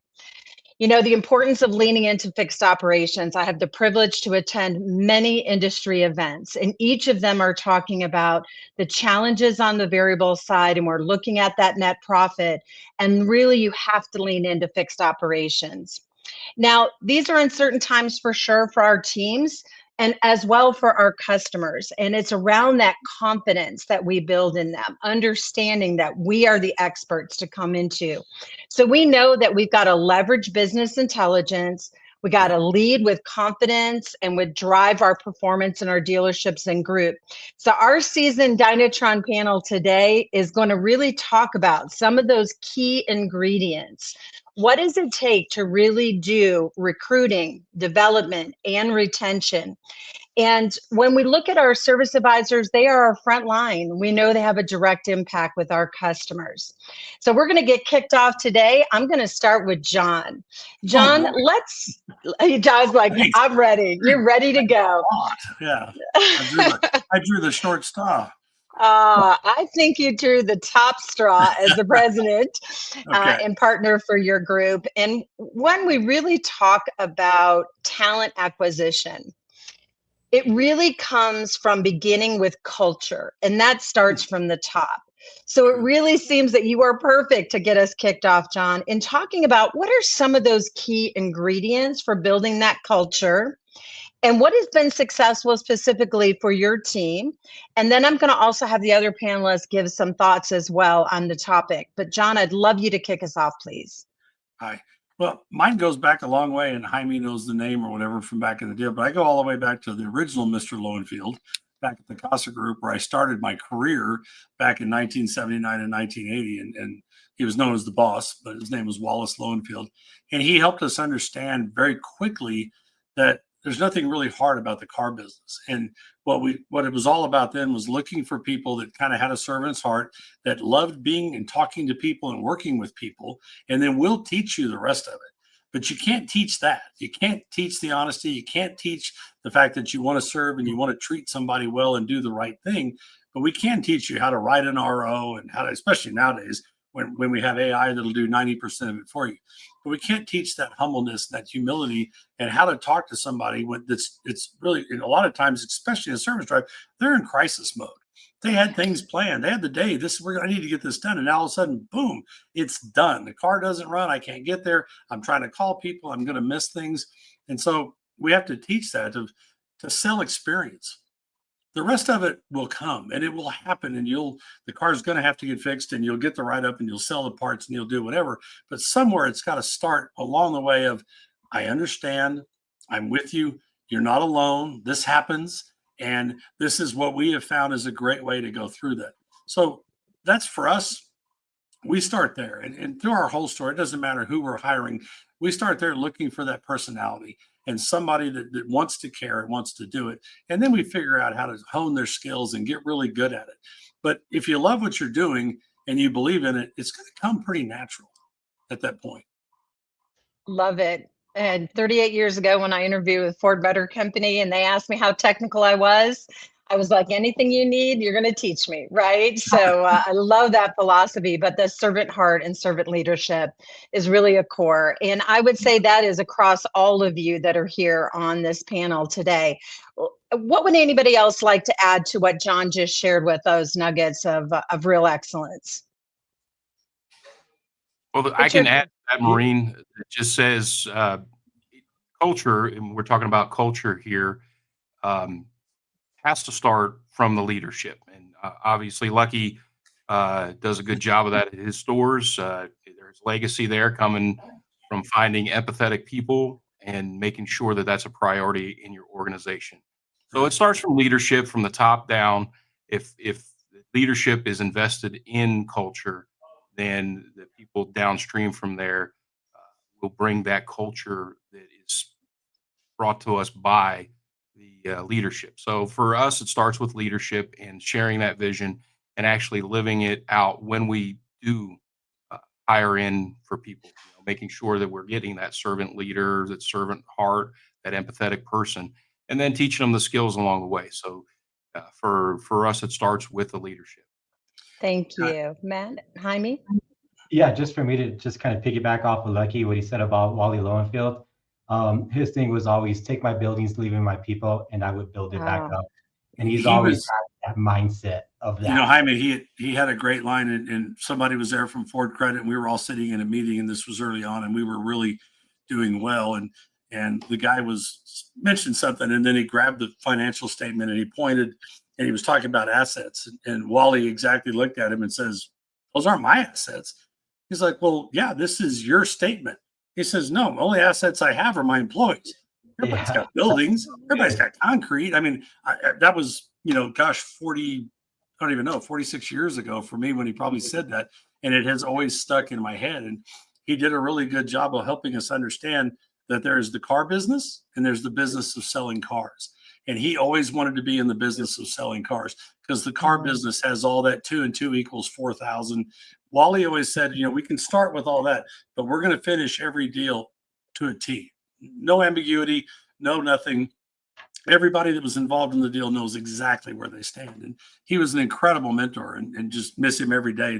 The things that he taught us. And he was barely 5 foot tall, but he was a giant, in people's eyes. And he was one of the aspirations for me to want to be the National Dealer Council chairman once in my career, because I went through those years with him, and he took that standard with Ford. And I mean, he raised it unbelievably in his 2 years of what should be said and how that partnership between the brand and its dealers has to be built, and just did a great job. And Clay followed right behind him, and Justin, I watched from a distance, but I watched all those grow up. Clay and I went to high school together, grade school. So, but what a great corporation. You're lucky to be a part of it. They're just good people. Thank you. Oh, yeah. Really, we all have somebody that really stands out in our mind, right? As a mentor for all of us. Matt, I just had the privilege of being with your entire team last month, and you certainly exemplify that culture from the leadership throughout. You can see it and feel it. Let's talk a little bit now about what are some of the initiatives that you have successfully done in recruiting specifically service advisors. They could be somebody new to the industry or another seasoned service advisor. And how does your onboarding play a role? That's a great question, Maureen. I'd like to take some of John Lucky's and Jaime's what they just added to it. So for us, a big piece of what we really look for is during the interview process, we really focus on the 3 C's: character, chemistry, and competency. And like the other 2 gentlemen said, I can't teach you character. I can't teach you the chemistry piece of it. We know if you got it in an interview. The competency piece, to your point, is we can teach you that stuff. We can teach you how to write an RO. We can teach you to go through the process, how to work with technicians, how to do all the fundamental and technical things. But those first two key components, those are the big ones that we really need to focus on because they are so integral to service advisors being successful in the roles that they're in. And, fortunately for us, we don't typically hire a lot from outside for an advisor role. We have built such a strong pipeline within our own dealership of bringing in people from entry-level positions that have expressed interest in becoming advisors, whether it's from our communication center, whether it's from some of our folks on our valet team. I mean, one of our last big success stories here was a gentleman that came in as a valet. He moved in from valet onto concierge doing pickup delivery. Then he moved into quick lane as a quick lane advisor, and then he moved on to be a quick lane manager. Those types of success stories, I can walk you around the dealership, and Maureen, I know you've toured with Ed before, but we can walk you around the dealership and show you success story after success story with all of these individuals that have started out in relatively entry-level positions and then moved on into advisor roles, into management roles, et cetera. And it's really cool to be able to watch all of that progression happen with these individuals. I mean, as you watch them buy their first homes, have kids, and just continue to grow through the industry, it's tremendous to watch it. And, it really makes it get you right here sometimes because you really have provided such we've provided such a great opportunity for these individuals to come in and be successful. But I think a lot of that has to do with somebody else had mentored the mentor. Lucky, I think that was you talking about how you had this gentleman as a mentor. And that is a big part of what we do here from a training standpoint too, is we've used some outside training companies and some of them are really good, right? Like I wouldn't knock any of these because everybody's got different focuses in different arenas, but we know what we want. And we have senior advisors on our service drive that love to train and love to be a part of watching these individuals grow too. So as we bring in these entry level people from comm center or valet and they move into an advisor position, these service advisors that we have on our service lane that have been here 18, 22 years, they love wrapping their arms around those people and really showing them how it should be done and really showing them those relationship skills that they want them to focus on in order to build those relationships with their consumers. And that's when when you make those connections with people, they'll come back time and time and time again. And it's not even like a transactional or a business. I mean, we have advisors that have been here that have customers that come in, and it's cool to watch the interaction. They come in and it's, hey, how's the family? How's the kids doing? And it's such a cool thing to watch and see. And another thing I will add to this, one of the other things that we really try and focus on here is giving the advisors realistic work schedules. I've worked at some other dealers. I started out as a tech and kind of rose through the industry. And one thing I as a service advisor, working at other dealerships, one of my frustrations to a degree was we expect a lot out of advisors. We put a lot on their shoulders. They bear a lot of the responsibility, whether it's something didn't get fixed right in the shop, et cetera. And so these individuals are responsible for a lot. And then we ask them to work 7 a.m. till 7 p.m, Monday through Friday. And oftentimes they're working every other Saturday or every 2 Saturdays. And I'll be honest, we have 3 shifts here. We have a 7 to 4, an 8 to 5, and then a 9 to 7. And we try and provide some leniency with those shifts. The advisors will come in and say, hey, I want to work this shift today, or I'm going to work this shift this week. And then they work 1 Saturday out of 6. So I think that's a big part of trying to keep people, in a positive mindset, creating a good culture for people to understand that we do care about their life outside of here, that we do want them to have family time. We do want them to be able to go out and enjoy the fruits of their labor and spend time with family, friends, or just, whatever they enjoy. But we've been really blessed and fortunate with this dealership and being able to really create that career path and that growth path from within. Oh, I love it, Matt. So many nuggets there, right? When you think of those key ingredients, really building on the culture, how those things also help you from a recruiting standpoint, right? Because at some point they came into your store, whether it's BDC or Valet or all those other great examples. Team, just a couple minutes. Anybody like to add on something specifically around recruiting or onboarding? Well, Matt hit it on the nose. Always looking within the store.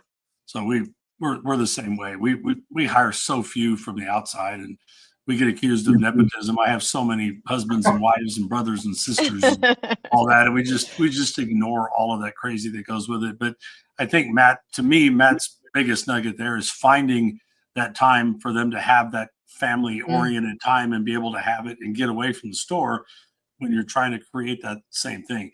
If the guy's burned out and he's dead and he just goes home and passes out or whatever, it's never going to be good. He's not happy there.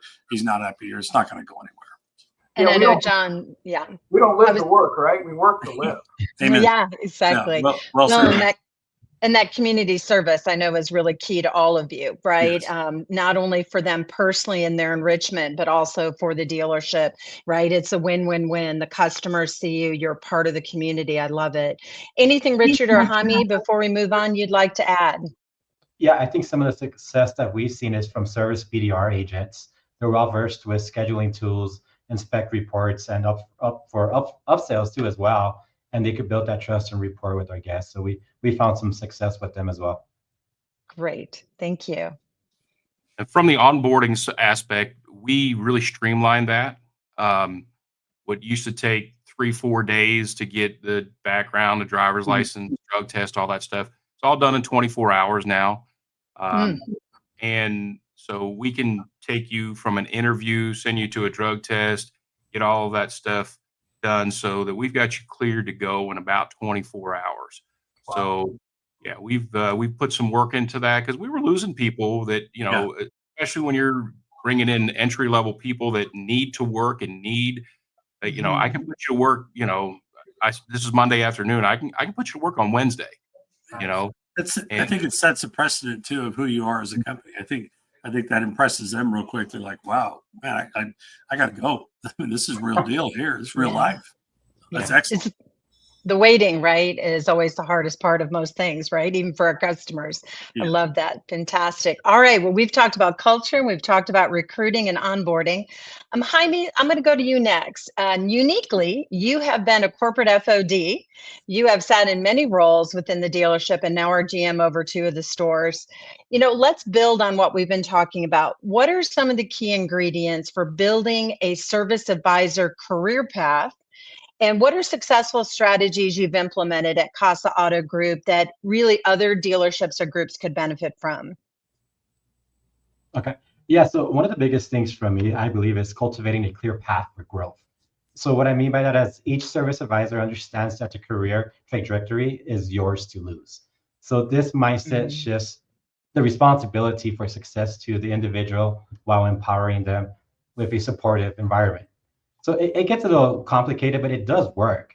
And it's just about empowering them to take ownership of their professional journey. And part of that starts with me. I believe it's going to be with transparency and communication is crucial for fostering an engaged team. One of the most impactful strategies that we shifted to is sharing all the reports with our service advisors, including end of month metrics. That's really helped a lot. And we get a lot of questions from that. This approach leads to, I think, a valuable conversation about key performance indicators and also personal growth goals. They know where we're heading, the vision that the group is going in. That's the biggest one. I believe also, too, is just valuing their time and questions is crucial for trust and rapport. My goal, I would say, is to engage in listening, to respond and reflect. I like to respond with, so what I'm hearing, or tell me more about that. These phrases confirm understanding and encourage deeper discussions with them, which makes people feel seen and respected for me. The other thing that we also like to do too as well is when a team member asks me, because I get this question a lot, what would you recommend that I do for growth? And my response is I always recommend them to take all the OEM classes that are available, which are service manager classes, warranty administrator, and any business courses that are available.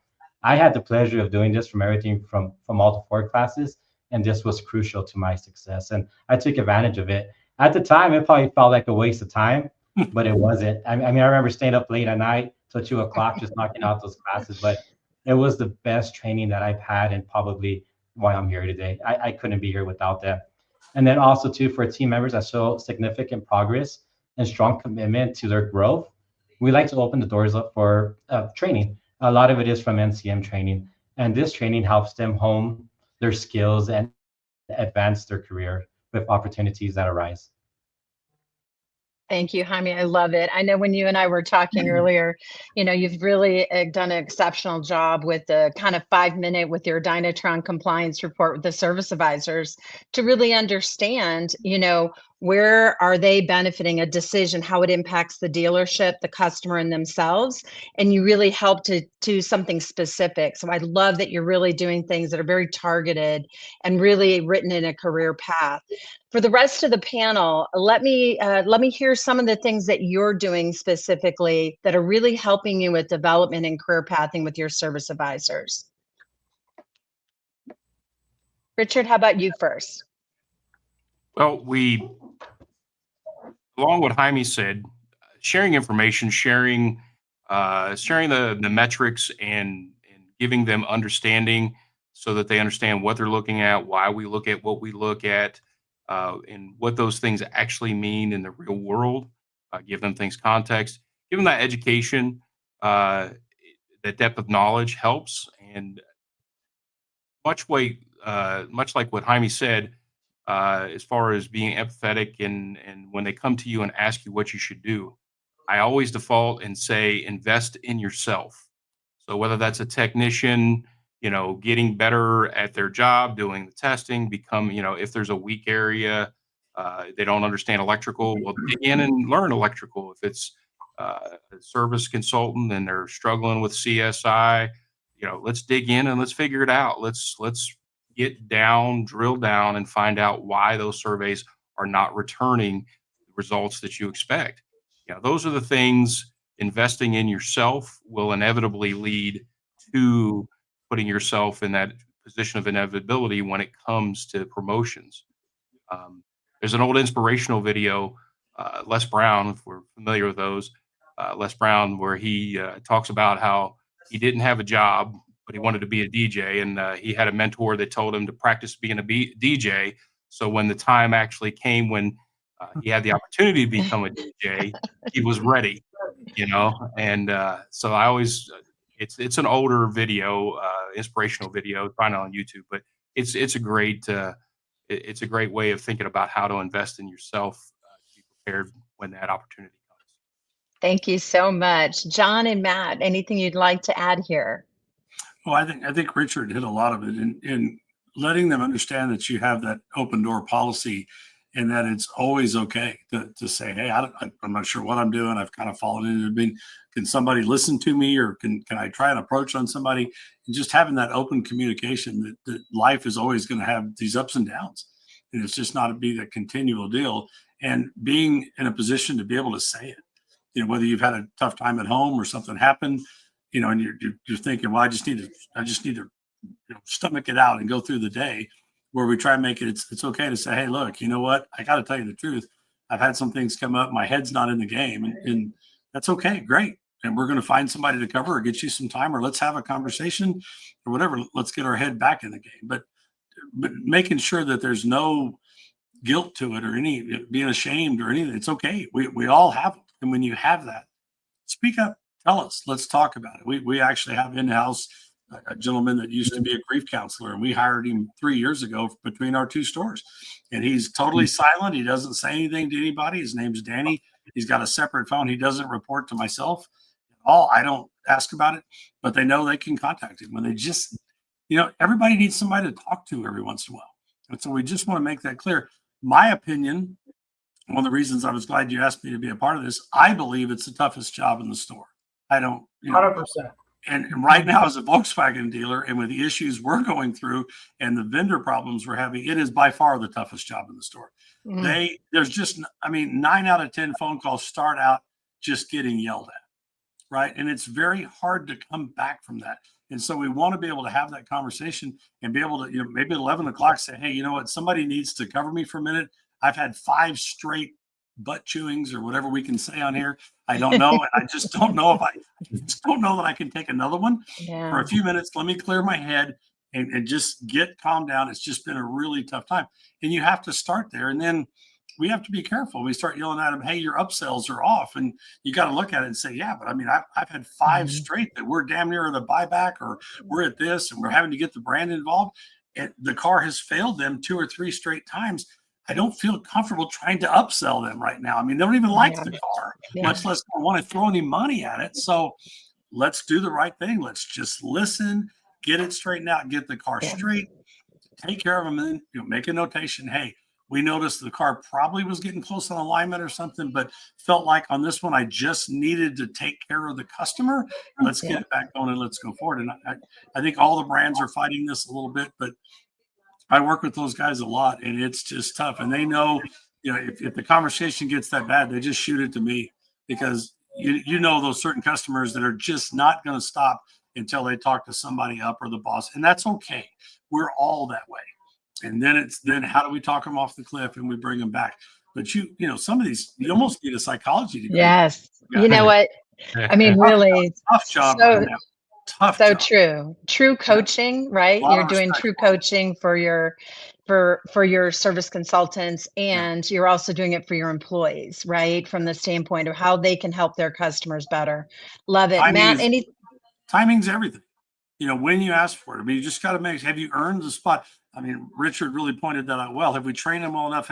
Do they understand all of it in the time when it's time to ask for it, or when it's time to push it, or do you push it to the next time and be respectful of it? So training is a huge key. There's no question. And how we present it, right? I think that is really incredibly. Matt, is there anything you'd like to add before we go on to retention? One of the Maureen, I think you were here, but I'm sure you're aware. We started Bozard University. It's probably been a couple of years ago now. And one of the things that I'm really proud of it, and I think the entire dealership is, and it's, by the way, this is all volunteer based. We don't tell anybody they have to go. It's strictly volunteer based, but it's a program that we put together several years ago. It's got a lot of different components to it. But one of the things that I think is great is that it offers people that are in roles where they have some interest in doing next step things, whether it's going into leadership, hopefully looking at becoming a team lead, a shop foreman, a service manager, or anything thereabouts, including on the variable side as well. But we started this program a couple of years ago, and we've had a whole lot of success with people wanting to be involved in these classes. And, we just had our most recent session start up here recently, and I think we've got like close to 40, 45 or 50 individuals that volunteered that wanted to be a part of this class, because you can see with a lot of these individuals, they want to go to the next step. They want to see what the next step looks like, and they want to continue growing themselves and really ultimately being better leaders, which we love. I mean, that's what we need. The whole industry needs it. Thank you, Matt. Yes, definitely. The university, and also too, I love that you visually also bring things to life. Like when you break a record, they literally team break a record. They put it on the wall. Everybody signs. I love it. So it really. You break a lot of vinyl there. I love it. I love that retro.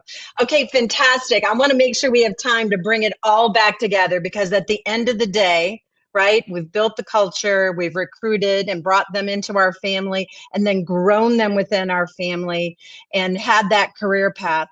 When we really look at retention of our service advisors and consultants, we know that has a direct impact on our customer experience, on our customer retention, which is critical to all of us.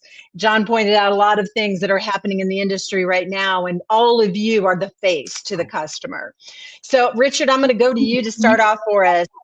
From your own group, and you've also worked with a lot of the groups that are on the, Fixed Ops Roundtable. What are some few successful strategies that you have seen to really retain our service advisor consultants in our dealership that really would benefit others?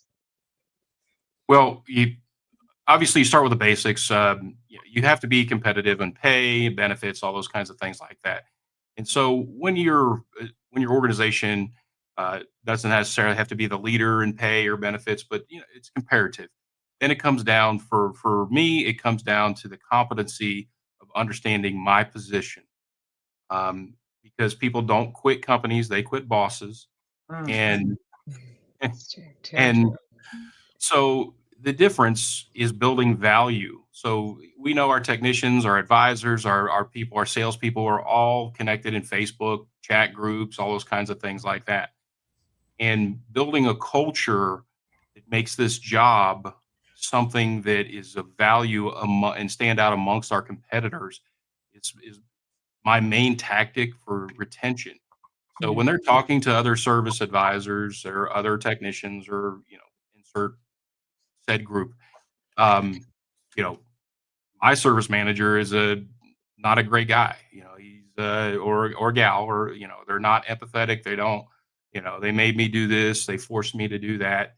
And so what I strive for is if our service advisors are connected in one of those groups, they say, that's not how it is here at our store. When I go open that door and sit down with the service manager or me or, whoever, they listen, they respond, demonstrating leadership so that the people that work with you, it's our job to support them. I tell them that all the time. I work for you. Tell me what it is I can do to support you. And they kind of, at first they kind of laugh about it a little bit, but they eventually come around to understand that, like if that printer's not working, let me get you a new printer. If your keyboard is worn out, let me get you a keyboard. If you've had 5 heaters in a row, come in, sit down, just, have a seat. And that's right. Here's $20, go get a hamburger and, I'll see you in an hour. Those kinds of things. So for us, it's building value in a position that it has a lot of parallels, within our community. Got a lot of dealers out there that we compete for talent. So retaining the talent for us becomes building a job that is valuable, stands out amongst our competitors. And I would say, Ted, really everything they have just talked about on this entire panel is really what drives retention.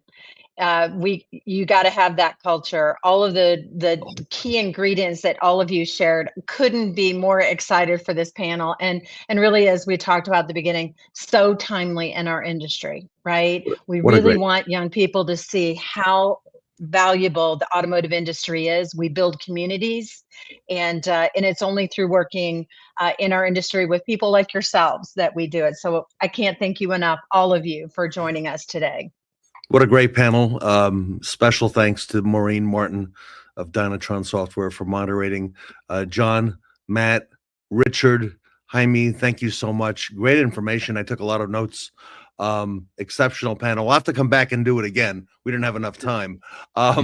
Maureen, if our audience wants to reach out to you at Dynatron for more information on a lot of the great things that you're doing around the industry, which we're hearing all about here on the Fixed Ops Roundtable. It seems like on every segment now. Maureen, how do we find and get more information from you? You're welcome to just reach out to me directly. My email is mmartin@dynatronsoftware.com, and I will absolutely get you in contact with one of our incredible team members. And we just welcome you. And honestly, we are very blessed by our dealers. Everyone on here, we'd be more than happy to talk to you about their personal experience. And honestly, that is, there could be nothing better than retention, and we are very blessed ourselves. So it's because of the relationships we have with our partners. So thank you so much. Very honored to have you all. Thank you on behalf of the Fixed Ops Roundtable. Thank you all. Thank you. Thank you. Yeah, and if you need a Dynatron reference, you can reach out to me too. Thank you, Maureen. You've been a great partner. Thank you. Yeah, they're partners. They're not vendors. Remember that. I assure you that. I can tell you, the guys on this panel, none of us want any vendors. We look for partners, and I can assure you that Dynatron truly will show you that they are a partner and not a vendor. Absolutely. Thank you, Maureen. Makes my day. Thank y'all. The Dynatron panel here with us today on the Fixed Ops Roundtable. Every day, repair orders hold the key to profitability, but are they unlocking their full potential? Disconnected data, missed opportunities, a blind spot in performance optimization. Introducing Repair Order Insights, Dynatron's game-changing technology that transforms raw repair order data into actionable intelligence. No more guesswork, no more gaps, just data-driven decisions that put you miles ahead. From service managers to dealer principals, ROI arms every decision maker with the power to drive more profit, make faster decisions, and have total visibility. It takes everything Dynatron's been giving us to make us smarter and does it faster and does it better. So, I think what excites me about ROI is that it's going to help us optimize more effectively our parts and labor pricing and give us viewership of what is fundamentally bringing down our effective labor rates in real time so that we can activate immediately. Time is precious. And the last thing I want is my service manager sitting in their office, pulling reports, dissecting numbers, when all that can be done for them and on one platform. So I know every dollar, every penny, every tenth of an hour is very valuable in the fixed operation side. And certainly with what's going on in our world and country and pricing and inflations and stuff, it's more important that we capitalize on everything. And the only way that I know to do that is to have the Dynatron partners at our fingertips and have the data. That's the only way. And now it's your turn. Are you ready to bring the future of repair order insights to dealerships everywhere? Let's go. Let's make an impact.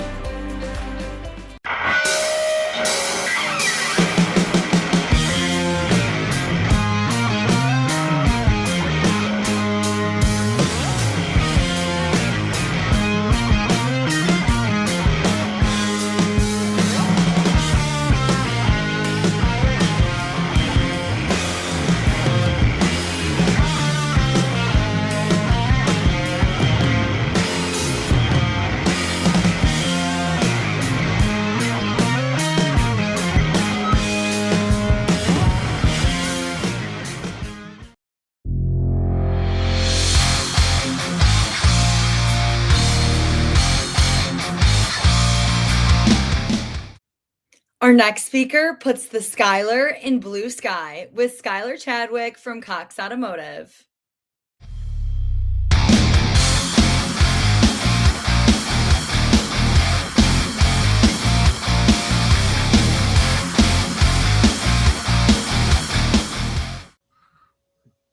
Welcome back to the Fixed Ops Roundtable. I'm Sarah Vantine here with Ted Ings.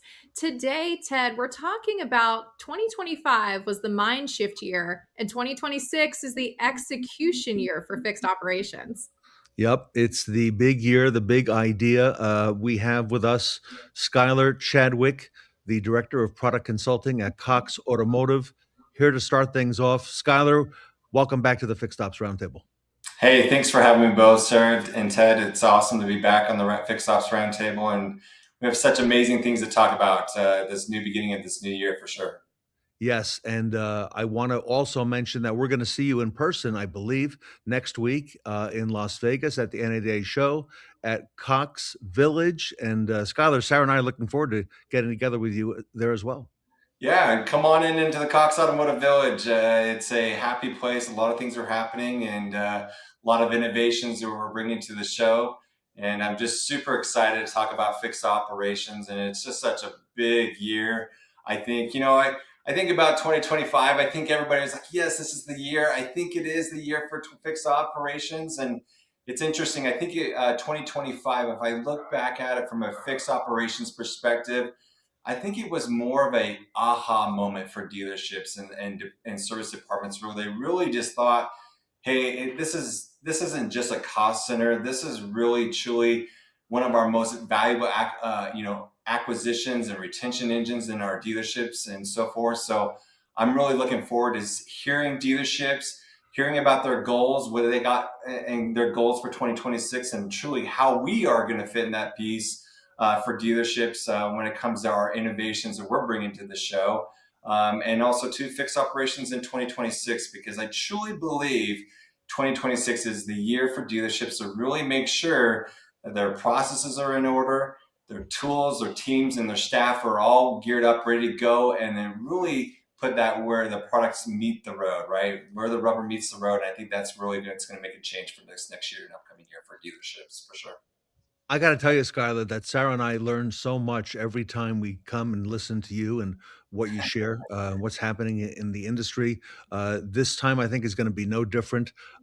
We've certainly been hearing a lot about AI, and I know that Cox has some very unique AI-powered solutions. Maybe if you could share a little bit about some of that with us today, if you can. I know you're probably going to be doing a lot of this talking out at NADA, but our audience definitely wants to hear a lot more. Yeah, I think it's the buzzword. It continues to be the buzzword, AI. We're calling it Cox Automotive Intelligence here at Cox Automotive. So you may hear us talk about it, and that's kind of our verbiage of how we explain AI. And I'm super excited to talk about how AI is really going to speed up fixed operations and transparency. I think one of the things that we talk about is our virtual tech assistant tool that we're bringing out, which is an AI platform for technicians. And yes, I said technicians. We are building a tool that is really going to revolutionize the way that technicians really drive their process, the things that they talk about, things that really take up a lot of time. You know, I think about technicians back in the shop. What's really taking 30 to 40% of your time? Think about that. How do we solve for those problems? And I think when we think about our virtual tech, and we call them, I've heard 2 C's, 3 C's, right? The cause, complaint, correction, those types of things. How do we help our technicians stand out? And also making sure that we help those stories and so forth to be better set for warranty too as well. So a lot of things that are coming around with that virtual tech assistant. And when we talk about AI, we're going to speed up some things for technicians. We're going to make their job a lot easier. And I'm excited to finally bring something to the table and really that's going to help technicians in their job. As they are really, in my opinion, they are the bread and butter, right? They are the doctor for our customers and our success of our dealership and in the fixed operations for sure. So I'm really excited to talk about that with dealerships and just really the power of how we speed up those things and we bring transparency across the board. Sarah, it's really great to see the technicians getting the respect they deserve and, Cox Automotive, including that big time in the message. Absolutely, Ted. And Skyler, I think the most compelling pieces that Cox Automotive really brings to the table in this AI-powered solutions that you're talking about, there's really 3 pillars that I know y'all have as really the components in this AI that is really making that difference. And so I'd love to get your perspective and share with our audience today a little bit more about how those were created and what that means for the dealership. Yeah, this is coming back from the voice of our customers, and truly it is them speaking to us. What really is bottling up our service department? What is taking so much time, and what's on a technician's plate? Besides taking videos, sending videos, creating those videos, what is really truly taking up a lot of their time? And that's really the focus we looked at. And so when we went out and visited dealerships, talked to many of our customers, that was one of the biggest things is like, how can you guys leverage our AI in looking at stories, right? I think about technicians all the time. Probably not the best writers, right? Probably they don't want to spend a lot of time on a computer sitting there typing out their stories. And so what we really try to do is make sure that we're spending more efforts in helping them. And I think the other thing too is the other side of this is that, warranty claims and those types of things are going to benefit from that too as well, making sure that those claims actually get, claims come back and, we don't have issues with those claims and a lot of duplications of processes and work. And so we're really going to help the technician really put in words what is really going on. And I think the customer is going to be a beneficiary to that too as well. I talk about speed. When I can understand something quickly, I'm more inclined to jump on board. And I think that that's where we're going to speed some things up too as well. And seeing that customers actually truly seeing the value. Hey, this is what your technician's saying about your car. This is the recommendations we're making.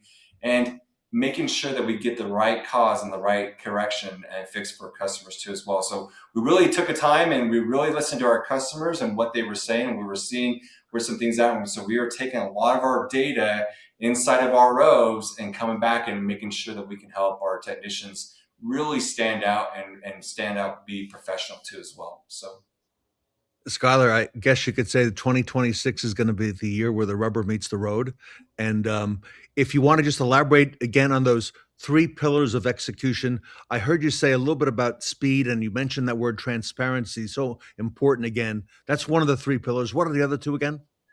The other 2 is the other one I want to talk about is service lane acquisition. Okay. And I think that's so important. When you think about these numbers, we lost 12%. I don't know if dealerships are, I hope all the dealerships that are listening to us today, 12% in drop in the number of customers that are coming back to the dealership that are going to these general repair shops. So dealerships have lost 12% across the board of their business to these general repairers. And so what's going on is we're losing our customers. And what the most interesting fact about this is that these are the customers that have actually bought their car within the last first 2 years. That year 1, year 2, we're starting to see them drop off at that after that first and second year of ownership, and that's really important. So there's this 30% loyalty gap, I would call it.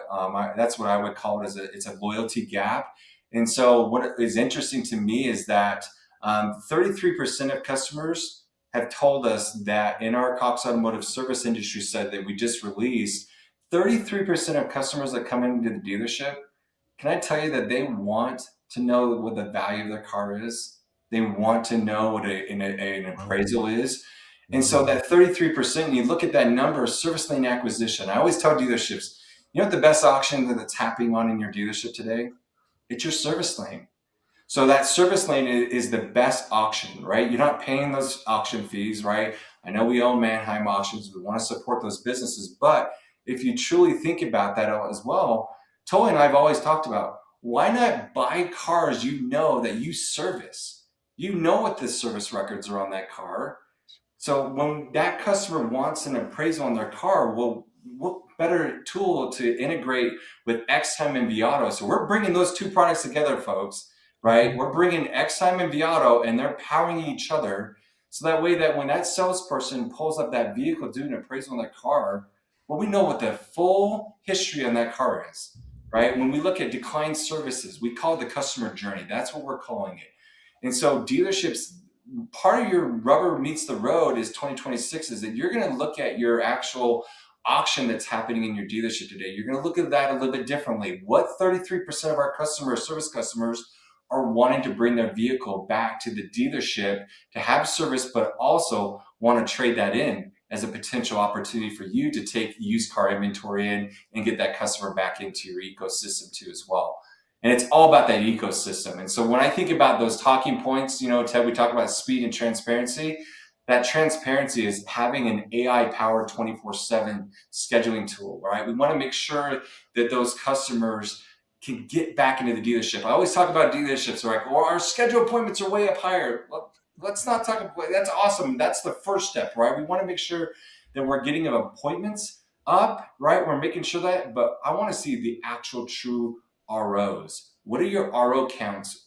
What is your actual show rate when customers actually come and see those things as well? So those are the huge things: speed, transparency, service lane acquisition, and I would say digital integration. When rubber meets the road, dealerships are really going to have to take their tools that they've got in their dealership and make sure that they've perfected them.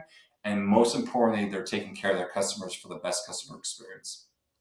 Skyler, Cox Automotive is unparalleled when it comes to the amount of data that you interpret and that you get all of the different perspectives, from the dealership, from the customer, all across all of these facets in the industry. And one thing that we've talked about at the Roundtable a lot has been mobile service. And what's fascinating, I know you have some data related to that, but there's really a big competitive threat right now where competitors are starting to fill that gap for mobile service in our communities and dealerships. That's a real component that dealerships are going to have to embrace. Yeah, and I think that you're starting to see a lot of dealerships kind of test that waters with service pickup and delivery. Okay. To see if, hey, do our customers want us to come pick up their vehicle? Do they want us to come to their home? How does that customer respond? And so we're starting to see some dealerships kind of test that water with service pickup and delivery and bringing that customer's vehicle back to the dealership. And then we see those other dealerships like our lovely friend Ed Roberts, of the Fixed Ops Roundtable, and you look at their operations of mobile servicing, it is top notch, right? They figured that out, and at dealerships that have, and I wouldn't say it's for every market, right, globally, but I think that if you live in a good market, in a good customer base, your customers are like, yes, come to my house, do the oil change, do the regular maintenance items that I don't have to take time out of my day to drop my vehicle off. When am I going to get it back, right? That anxiety of like, hey, am I going to be able to get my kid to soccer? Or I'm going to be able to make my doctor's appointments, those types of things. I think we're going to start to see a lot of actual OEMs, and I'm talking to some OEMs now that are starting to get behind this whole mobile service aspect. And you want to know why? Because when they go to look at their scheduling, the dealerships that they have their scheduling tool, some dealerships are still 2 to 3 weeks, 4 weeks out. And you wonder why we're losing that 12% of our customer base to the general repair. Well, guess what? It's because they can show up that day and know that they're going to go in and they're going to be out of that general repair in the next hour. And so you've got to look at this. And so when we look at mobile servicing, dealerships have figured out a way. If we can service and get those simple services out of the way, that allows us to bring in that actual major services. And think about that. 12.6 to 12.8 was the average year of vehicle on the road. So we saw it go from 12.6 in 2025 to 12.8 now that we're sitting at as the average age of vehicle. What do you think those cars are needing? They're needing major services. And so we got to kind of somehow figure out a way to get those major services in. And as dealerships really focus on and retain that customer and that value, so that way we can capitalize on those large dollar items and those large service items. Because guess what? It's not the oil changes. The oil changes are to get the customer in. We want to get those bigger jobs in. We know that those cars that have been on the road longer need those major services, and we need to capitalize on those things. So when I think about mobile servicing, OEMs are going to start getting behind it. We're already starting to see it, and I meet with these actual specific OEMs. They're finding out ways to do it, how to maximize it, how to actually bring it to market. And like I said, it will be for certain areas. Markets will do well, and we'll see how that goes. But I see dealerships right now and groups trying to test that with actual service pickup and delivery for sure. And Skyler, just to elaborate on that, you mentioned Ed Roberts among many dealers who now are a big part of the mobile wave. The customer satisfaction, the customers really love the convenience and the transparency, and even things like getting to know their technician as the tech becomes more, you and I have spent a little bit of time and Sarah with the tech videos, but now, I mean, they're coming to the customer's house, and this really is a breakout year, 2026, I think, for fixed operations. I can't say it enough. I think that we thought 2025 was the year, but I truly believe 2026 is the year. And if dealerships can really maximize their all in. What's crazy to me? I looked at the numbers the other day. Dealerships that are gone all in with X-Time and Cox Automotive see a 40% increase in ROs. That's a huge number. So we're helping dealerships grow their business, and we got to make sure we're retaining that customer base, right? So it does us no good if we can't retain that customer in our ecosystem and getting them to come back on their services. Because guess what? We're starting to see customers less and less because mileage intervals are going up on vehicles, right? The number of services those vehicles need is kind of gone down just a little bit in that expand that we see those customers. So we got to make sure that we take advantage of every opportunity we possibly can, for sure. And Skyler, this integrated approach with the integrated suite, one of the other pieces that's come up repeatedly, both on the customer side and on the dealership side, is the data involved in that customer experience. We're hearing a lot of customers that you get frustrated in some of the fragmentation that can happen when one system is sending one notification and one system sending something else, and one might go to a husband and one might go to a wife. And those are real challenges, that are happening right now. in service departments and with all of these pieces. But with what you just described with Cox Automotive, this is really a resource for not only the fixed ops side, but you're tying all the pieces with variable and vehicle acquisition in this as well. Yep. If I had one goal for people, the service to sales has got to be the number one priority in your dealership this year. How do we fix those things? How do we make it a robust working engine, right? A well-oiled machine. How do we do it? Well, we're going to do it because we're going to help them with the communication, right? We're not going to have to go spend 5 to 10 minutes to find out how did this customer maintain this vehicle? How well did they do it? What are some things that they may have declined? Because the reality is, if I buy a car and it's got all these issues and I wait till I buy that car and then it gets back in the shop for reconditioning, that technician makes that recommendation, well, guess what? We just lost profitability on that car. And so what we want to do is we want to close that gap. And I think you're going to see how X-Time and Viata, we are really going to become a parent of each other to help that customer experience and hopefully bring that 12%, not a little bit lower next year, right? Hopefully we gain that back and we'll hopefully see that number much lower the next time we do our Cox Automotive industry service study for sure. Well, Skyler, I think the industry is descending next week on Las Vegas, NADA 2026. I know dealers are looking for solutions, efficiencies, as we keep hearing that word, transparency. Cox has some amazing tools. What can we expect? And by the way, Sarah and I will look forward to spending some time with you next week. If you see Skyler, you may see us as well. I'm looking forward to it. I'm excited to be back in Las Vegas. I'm excited about the NADA being the middle of the week for sure. And I'm excited to just get on the floor and talk to dealerships, hear about their aspirations, hear about their goals. So that way we can actually continue to innovate in the way that helps them really truly do business. And like I said, our best friend here at the Fixed Ops Roundtable totally talks about we're in the business of repeat referral business. So I'm really excited. Come talk to me, dealerships. I'm super excited. Let's figure out what are some of your biggest pain points, and let's make sure that we can help you and drive success for years to come for sure. Sarah, it's the breakout year. It is, Ted and Skyler. It's going to be so exciting to see how Cox Automotive continues with the Cox Village and all of the pieces coming up in the next year, offering solutions for our dealerships. Awesome. Thank you guys so much, Ted and Sarah, and look forward to seeing you guys next week.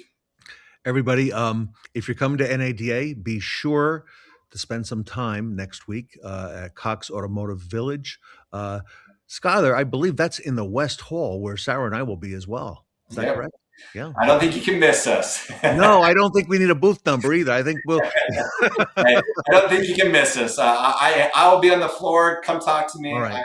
I want to hear about your struggles. I want to hear about your things. I'm just excited to talk to customers. I'm excited to be on the floor and just really talk about automotive dealership processes and just software and what can we do to innovate, and especially in a time where AI is such a buzzword that I think that we are still finding things that you're going to see some things if you stop by the booths and just say, what is AI come into each of our individual BUs, and you'll be shocked. You'll be amazed for sure. So.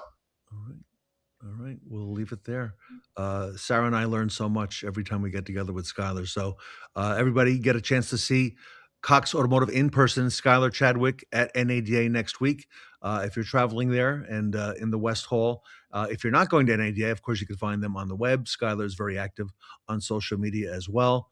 And we look forward to next week with Skyler Chadwick. Everybody, Cox Automotive, Skyler Chadwick here with us today at the Fixed Ops Roundtable.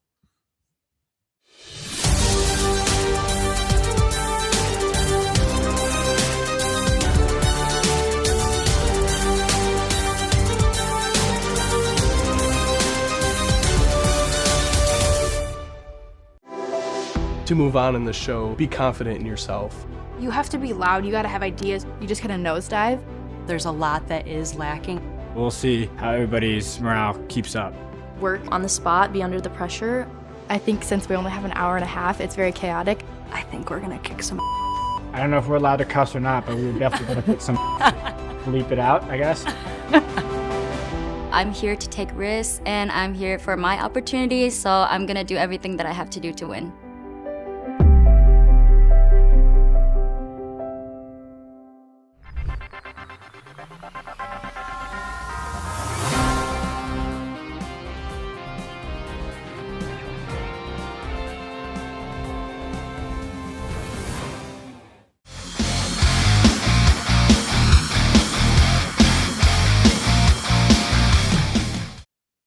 Take it easy with Jake Aschendorf from Epicor.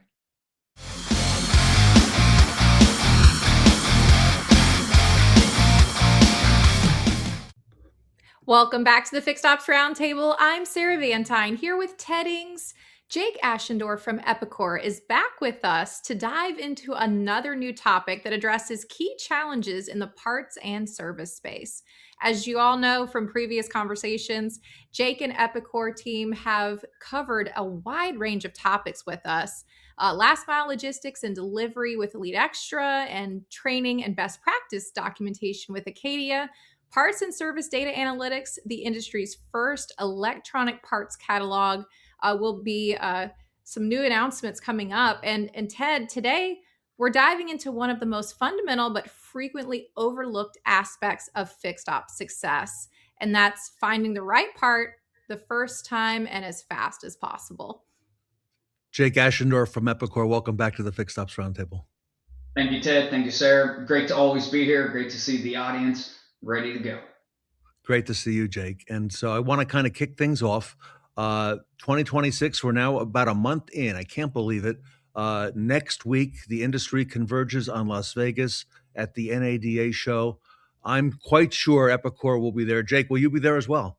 We will be attending, and I'll be there as well. Looking forward to seeing all the dealers and all the technology partners that I've come to know and love. All right. Well, Sarah and I look forward to seeing you in person out there, doing an interview or two with you and the team. And let's come back to that at the end of our segment today. Because first off, I want to ask you a little bit about something that's on top of mind, and that is for dealers getting vehicles ready for frontline on reconditioning. It seems that there are some things in the bottleneck process, including waiting on approvals and then, of course, waiting on parts.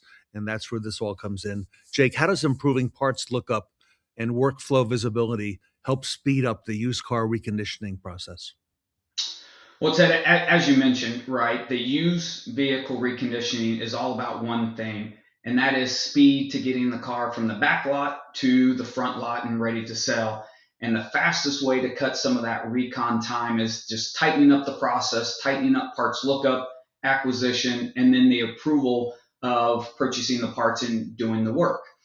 You know, industry statistics states that the average recon right now is about 12.2 days, and best in class is around 3.8 days. So that's a huge difference. We're talking almost 3/4 of a difference from normal to best in class.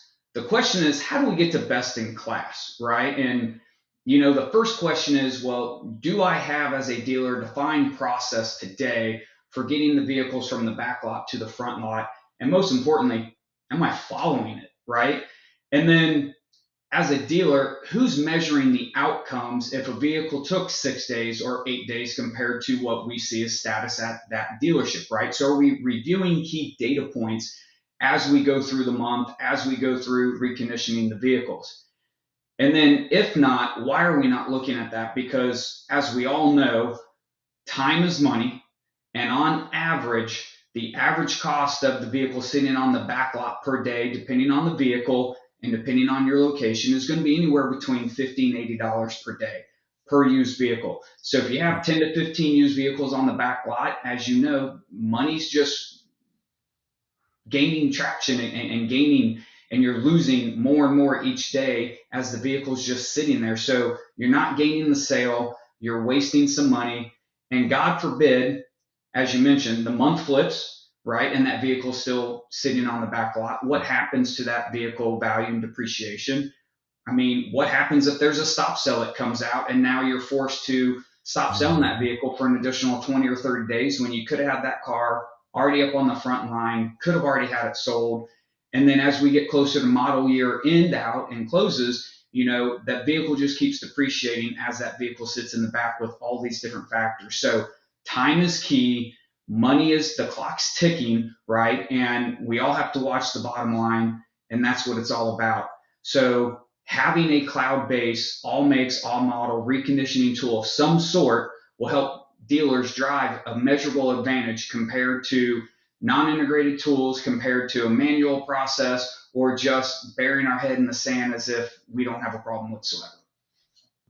And Jake, this is so timely because reconditioning can swing front end gross by hundreds of dollars per car, and these delays often come from juggling vendors, POs, and approvals. Especially as dealers support both OEM and aftermarket parts across mixed make households. So what does a modernized workflow look like?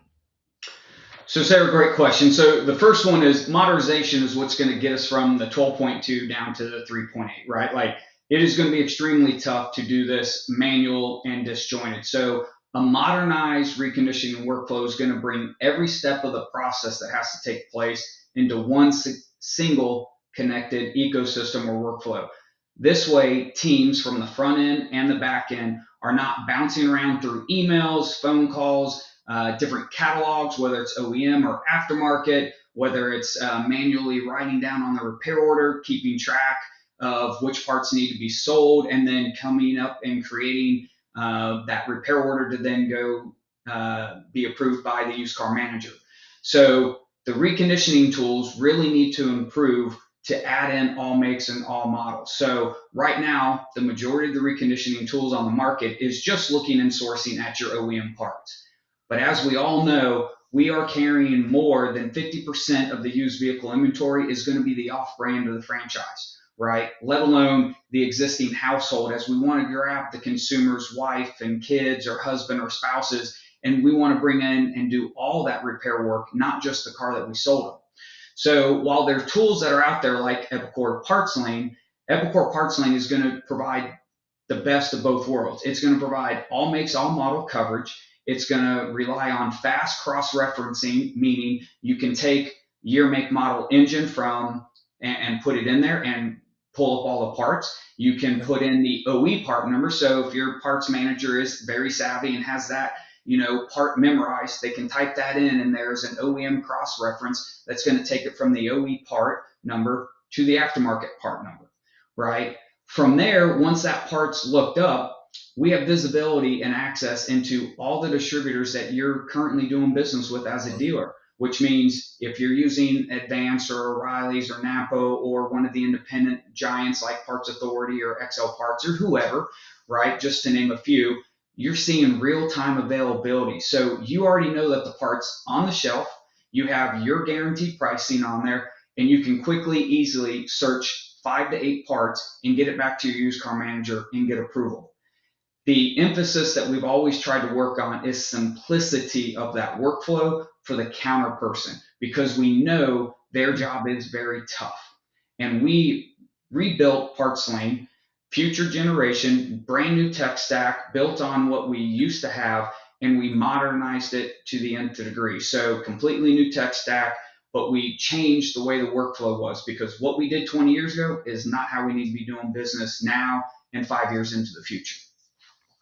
Jake, I like that Epicor Parts Lane. So I like that. Dealers are looking for efficiencies this year, no secret. When they converge next week on NADA, they're going to be looking at a lot of technologies. There's a lot of technology out there, and they want to remove the friction from the process. So, Jake, how is some of this cloud-built technology changing parts lookup and the workflow? That's another key buzzword in reconditioning compared to the old legacy catalogs, if you will. Yeah, so let's take a look at the old legacy. So if everybody will just in the audience, close your eyes for a second and envision that you're the parts counter, right? Or counter person. And the average number of parts on a used vehicle for reconditioning, depending on, again, where you're at and what models that you are servicing, is between 5 to 8 parts. So again, close your eyes and imagine that you're that counterparts person. And you're at your terminal and you have, 10 to 15 Windows tabs open on your desktop. So you have your OE parts tab, you have your Napa, your O'Reilly's, maybe your XL parts, your factory motor parts, Parts Authority, whoever you're buying parts from, and you have 10 to 15 of these windows open. Okay, that's step one. Now step two is you're either cutting and pasting the VIN number into all those different tabs and websites. You're either punching in year, make, model, engine of the vehicle that you're trying to find the parts for. And now you're manually searching on multiple different tabs and multiple different user interfaces that all look completely different. And you're trying to find the best price, the right manufacturer of these 5 to 8 parts to build this quote. And once you find the right part on any one of those myriad of tabs, well, now you're probably picking up a pad and a pen and you're writing down the part number and you're writing down the price. And then you go to the next part and you're searching that next part and you're doing that in multiple tabs, because what happens if that Napa or O'Reilly's is out of stock? And well, now you got to go find it from a different provider and you got to choose a different brand. And you're doing this for 5 to 8 parts over and over again, and you're writing down on the pad. Well, then you got to put all that together and you have to put that on the ticket to give back to the service. So now you found all the parts. You have to manually key all that back in or handwrite this estimate for the service advisor to put the labor together. And then you have to go deliver it. Somebody at the dealership has to go deliver it to the used car manager, right? That is what we're talking about. That is the inefficiency that is in it today when you step out of the OE realm of knowing what's exactly in your inventory for parts and service, and knowing that, hey, it's a Ford, it's real easy. I can buy all these parts. I have all these parts. Okay. So having a cloud environment allows us to bring in all these capabilities. So Epicor Parts Lane takes all those 15 tabs and slams it into one user view. It brings in all those views, and you can type in the year, make, model, or copy and paste the VIN one time. And now you can search for multiple parts at multiple times at multiple vendors. So the cloud architecture is always about current data, faster performance, and fewer manual steps. So instead of going to all those different tabs, instead of searching, I can type it in once and bring back all the results. And guess what? One of the beauties is if one of your providers is out of that part, you will know, and you can quickly and easily just click the tab to say, show me where that part is. And it's going to go to your other providers and say, hey, so-and-so's out, so-and-so's in. So by reducing this searchability time, this search time is probably 30 to 45 minutes if every car takes 5 to 8 parts. So imagine now giving your time back to your parts counter person of all that time, which allows them to now do what? Well, it allows them to focus 100% on the in-store customers that are sitting there that needs that oil filter or needs the tire rotation done, and they need some parts and they need to get out the door, right? So your CSI is naturally going to go up because we're freeing up the time and effort that it's taking your parts counter people and your service advisors to get the quote back for an internal job for your used car manager. Now, the beauty about Epicor Parts Lane is twofold. Not only can dealers sign up just for Parts Lane and have all the features and functionalities, but the best kept secret is that Epicor has probably already provided data and a similar workflow for over 100 to 200 technology providers already in the automotive space. So if you're a technology partner that's out there watching, one of the things that Epicor does is we're all about data, and we're all about providing the information out into the marketplace. So we don't see our name in the lights a lot because all the products that we support and do business with, it's their product. We don't get any of the billing rights. We don't get our name on a placard. You're buying their product. It's just powered by us in the background, which provides all these great tools and accessibility. Jake, what you just described with the dealership experience, I'm also envisioning the parts counter person on hold, waiting on the phone and all of the phones ringing. Meanwhile, customers are getting frustrated with, like you said, those delays. And I'm also thinking, for our dealer audience that's listening today, especially as they may be heading out to NADA, or they're looking at all of these, applications for their business. There's really no shortage of tech buzzwords right now. We're hearing AI, cloud native, predictive intelligence. Those are just some examples. But, fixed operations teams, what you're describing, they care about the results that actually move the needle. And so, for our audience that's listening today, what does real practical innovation look like for parts and recon teams? And how should dealers be evaluating solutions built for today's operational realities? Yeah, Sarah, so I'm going to key on that last part is really we need to be building for what's 5 years in the future, right? So if we're looking at just today's technologies, it's great. It's going to get us there. We are constantly focused and innovating, and most tech companies are, right, on what's down the road in 5 years. So all those buzzwords that you mentioned, yes, we love them. I love talking about predictive maintenance, predictive analytics, right? That part movements, AI, large language models, right? At the core, that's really what my business is here at Epicor in the automotive space, right? So innovation needs to be tangible, okay? And what I mean by that is dealers should be able to evaluate innovation based on the measurable improvements that the recon cycle time, technician uptime, transparency across OEM versus aftermarket sourcing. That's what innovation is, right? And to give you one example of how this has already played out at one of the largest used car retailers in the market, I'm going to give you guys the example of Carvana. So Carvana uses not only AI and large language models, LLMs.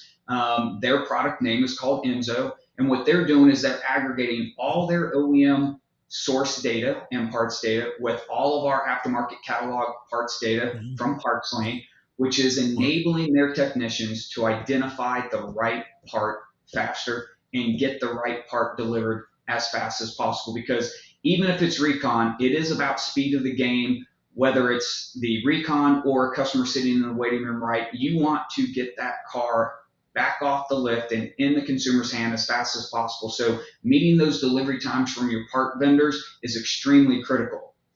But Carvana didn't take it there and stop. They took it even further. So they've also built another tool called Turbocharger, which facilitates the decision selection.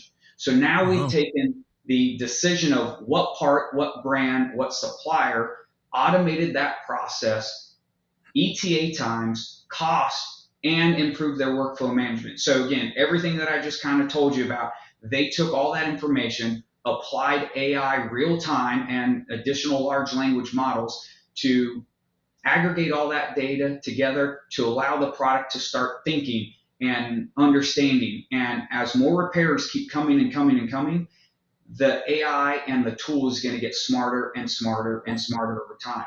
So already in the few years that Carvana has had our technology leveraged within their own tool set, Carvana has seen a massive improvement in overall time required for part sourcing.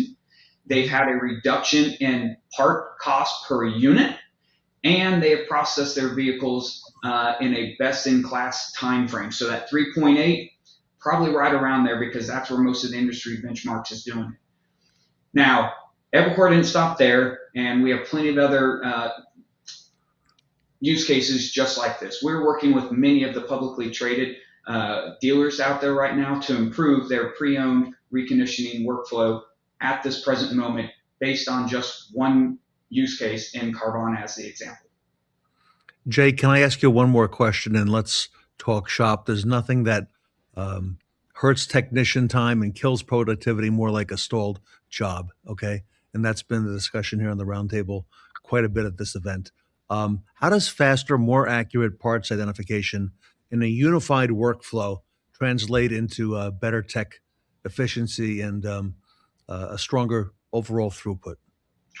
Well, so just a few day-to-day examples, right? If we can identify the part faster, that means there's fewer pauses for the technician, right? If we can find that part ready, available, on the shelf, delivered within 30 minutes or whatever your parts distributor's delivery time is, that means less cars that get parked, put on hold. That's less time that a technician is bouncing between vehicle and vehicle. That's potential higher CSI just due to the fact that now the technician is focused on one car, finishing it up, has all the parts ready and available for it, not worried about pulling cars in and out of stalls, not taking up a stall next to them, right? That means fewer comebacks. That means more billable hours for the technician, right?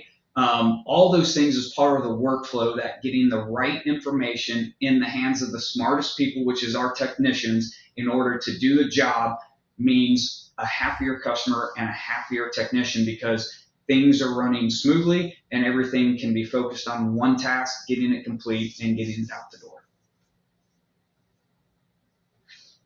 Ted, this is really amazing stuff. And as we heard today, recon is becoming a frontline margin driver, and dealers who are modernizing their parts workflows are going to be the ones who will turn inventory faster, sell at a higher gross, and deliver more predictable customer experiences. Jake, thank you for unpacking how modernizing that parts lookup can meaningfully reduce friction. Great to hear about this news. Looking forward to seeing you next week with Sarah and learning more about Epicor Parts Lane. I see a booth scrolling in the down below area, NADA booth number 8144N. That's Epicor. What will dealers be able to look forward to as they make their plans now to come to NADA? We want to include Epicor on that short list. Yeah, so Ted and Sarah, as you mentioned in the opening, right, we're going to have all the products represented there that Epicor has.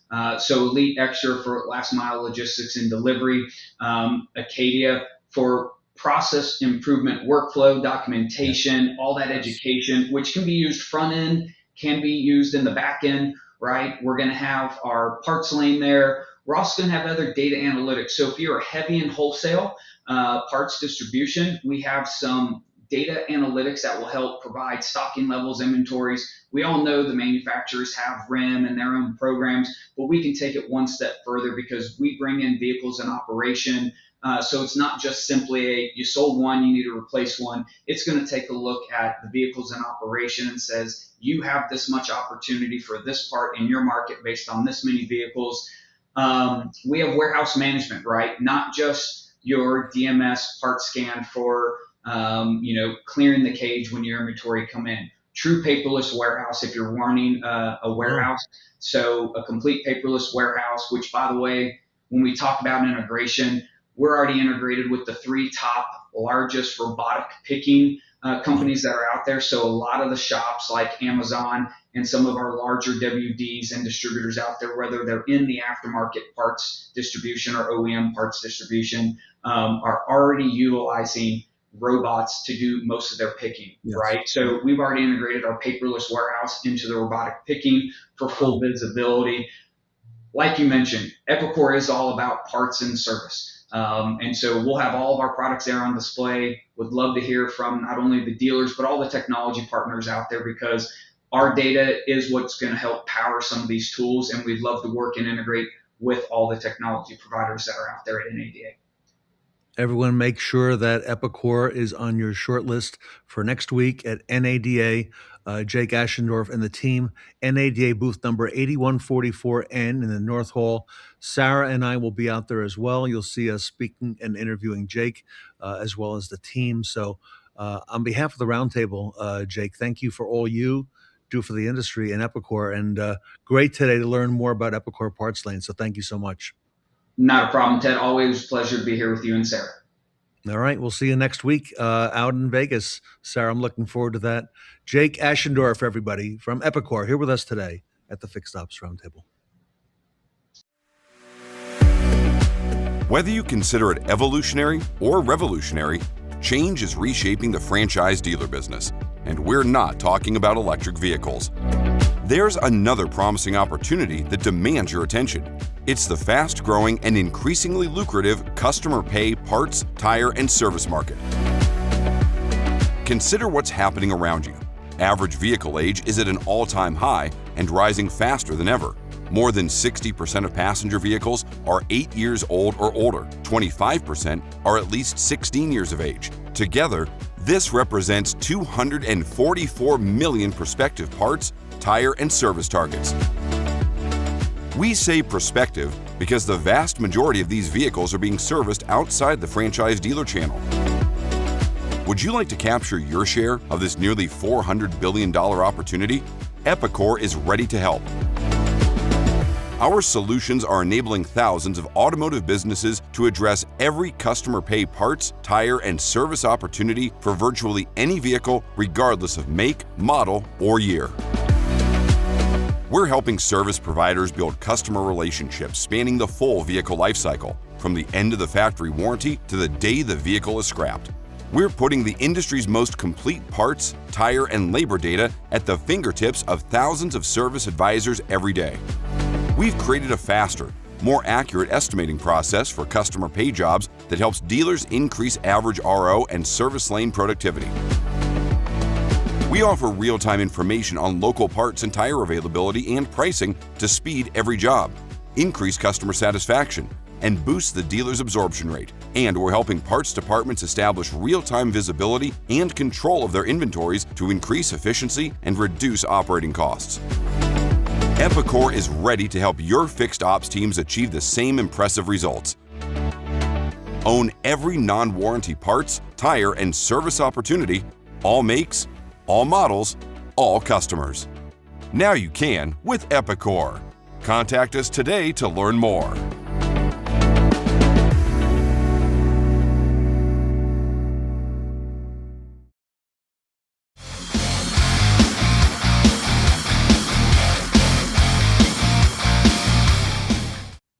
Want to sing "We Are the Champions"? Find out what it takes for a successful fixed ops department in 2026 in our next panel.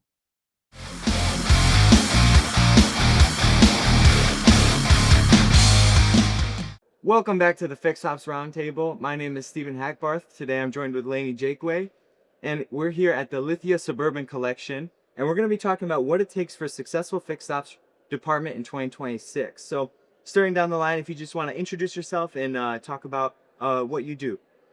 Hi, I'm with Suburban Collision. My name is Victor Petrie. I'm the general manager of the Suburban Collision Body Shops. Jim Elder, general manager at Suburban Ford and Suburban Chrysler. David Reinecke, president of Automotive Warranty Network. Sean Kingery, vice president of fixed operations for the Kaiser Automotive Group. And I'm Lainey Jakeway, a student at Northwood University. So for our first question, what role do leadership and mentorship play in personal and professional growth?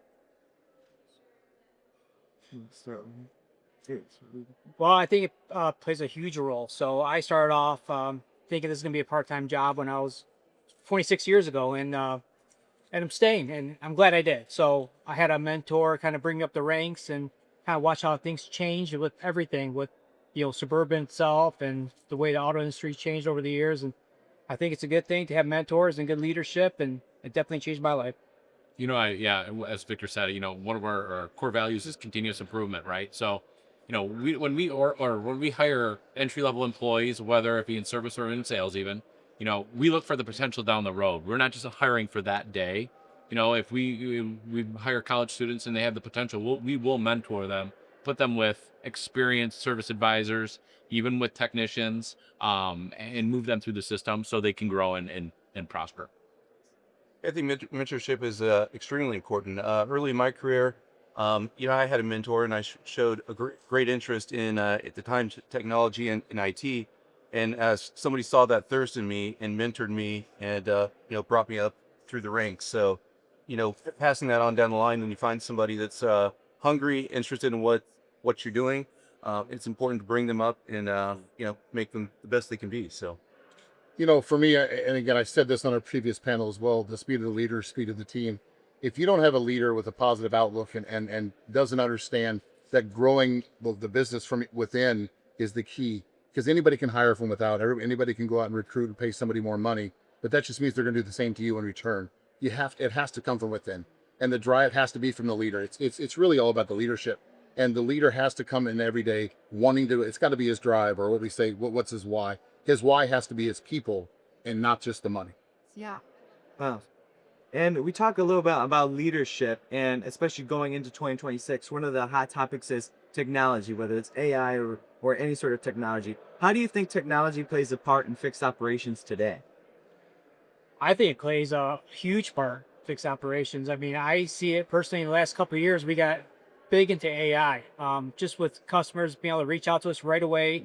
Communication's huge, so we get right back to them within seconds or minutes. I mean, it's awesome. Scheduling, AI does our scheduling for us. So technology plays a huge factor in fixed ops right now.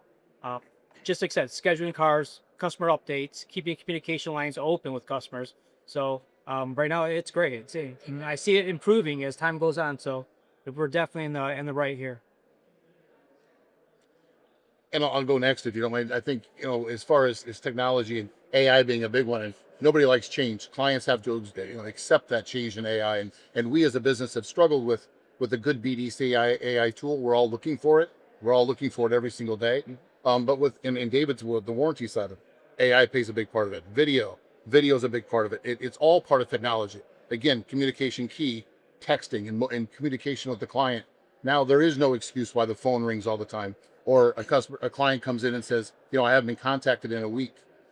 Those days are gone. They've got to be long gone. And part of that, you have to change the culture to accept that technology is part of who we are. For sure. I think, it's about meeting the customer where they're at, right? So every customer and every person can get instant answers on their phone or look up information that they don't know right directly on their phone. So basically what AI does for us, it's really not about the technology. It's about meeting them where they're at, right? Seamlessly, quickly, fast, efficient, so we can give them the answers that they need and what they expect and meet their expectations. Yeah, and I think to add to that, I think everything that's been said here, AI contributes to the customer experience and everything like that. But also automating routine tasks helps improve efficiency in the dealerships too, and in certain processes. There's so many tasks that a person does in systems every day that it's routine. It's the same 6 clicks. It's the same 10 movements. So, automating as much as you can to improve efficiency and then save time with staff. Fixing vehicles is the same way. 80% of what we fix is repetitive. The same thing breaks on the same cars every day. It's the same thing.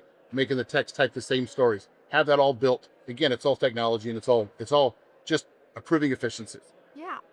And like how you said, AI helps technology improvements and convenience for your customers. How does the mobile service change your operations, and what are some obstacles that you've faced with that? I mean, mobile service has been huge for fixed operations, and it's really just at the infancy stages right now. Even though we've been in it for 5 years, it's ever evolving, obviously with the software and the technology that comes about and the capabilities of mobile service. And again, it all comes back to just meeting the customer where they want to be, right? And meeting where they're at and creating less friction points. Nobody's ever raised their hand and said, I want to bring my car in for service and wait in the line and talk to an advisor and then sit in the lounge and have coffee, right? So they'd rather do that from their comfort of their couch. So that's mobile services. It's a convenience for the customer. It's good for us because it relieves a lot of the pressure from the shop itself and from the advisor itself. So it's a win-win on both ends. And, mobile service is a large industry trend right now. And we kind of want to get your guys' advice towards other dealers trying to grow their business, or, with any other industry trends. What advice would you give dealers trying to grow their business? Don't overthink it. That's the biggest thing. You got to jump in. The first step is to take the first step, right? So, we tried to plan it out and make it sure we had a perfect process before we rolled it out. And I don't think that's the way to do it, because you're always going to have to pivot. You're always going to have to change your processes, the people that, handle it, from the incoming leads to sending the van out itself. You just got to get it. Just do it, figure it out, learn it. There's no perfect process in the beginning. I think his answer is don't overthink it. Remove the roadblocks. It's all the same thing. Listen to your people. Listen to the people who are in the trenches. They'll tell you what the roadblocks are. Forget the naysayers and the people that are fighting the change. But if you listen to your people and you hear where the roadblocks are and you remove the roadblocks, all of a sudden it starts to become profitable, efficient, and everybody wants to do it. And then it's not a change anymore. It's just the culture of who you are. And do you find that there's any large industry trends right now going to 2026 with the collision? And what advice would you give? Well, like I said, there's a lot of changes. Cars are definitely different than they were 5 years ago. I mean, just with all the safety features and everything else. So with the trends, cost difference, insurance claims are different. Everything's a little different right now. Just got to learn patience. So we just got to educate our customers, let them know what's going on with their vehicles, keep them up to date. And I think with the AI and with a lot of the texting features and what we have going on right now, it definitely makes things a lot easier with communications. Amazing. And what would you say, are there any industry trends right now that you're looking that you could give some good advice on?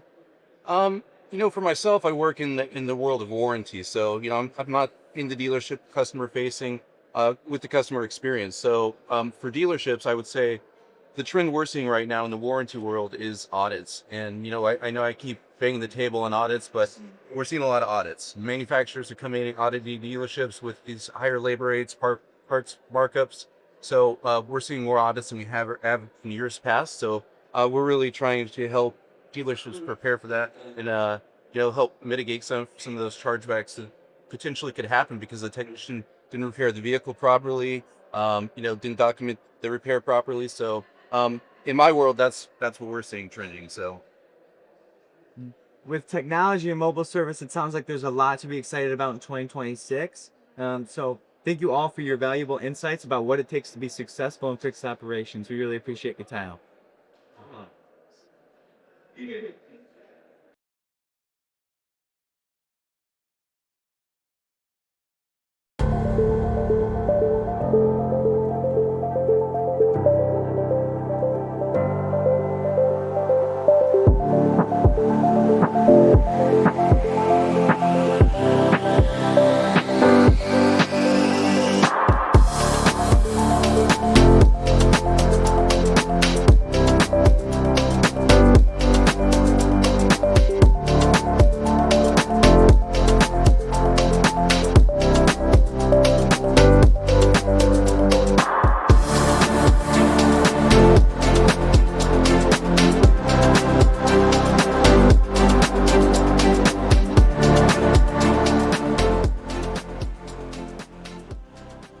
My name is Joel Gray. I'm parts director at Mack Haik Ford Lincoln in Georgetown, Texas.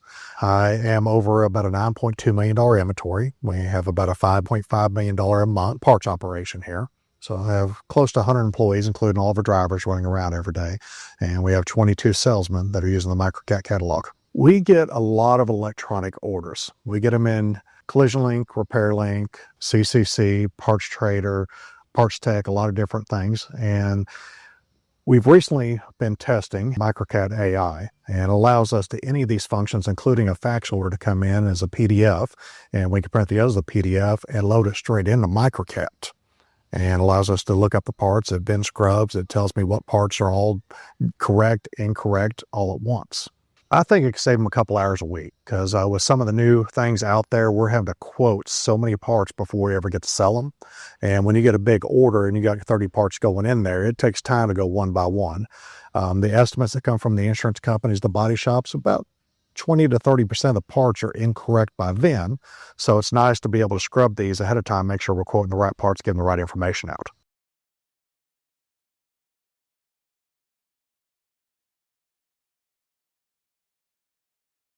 If your service lane's lost its groove, you need frog data at NADA 2026. Come experience fixed ops velocity and fixed ops mojo.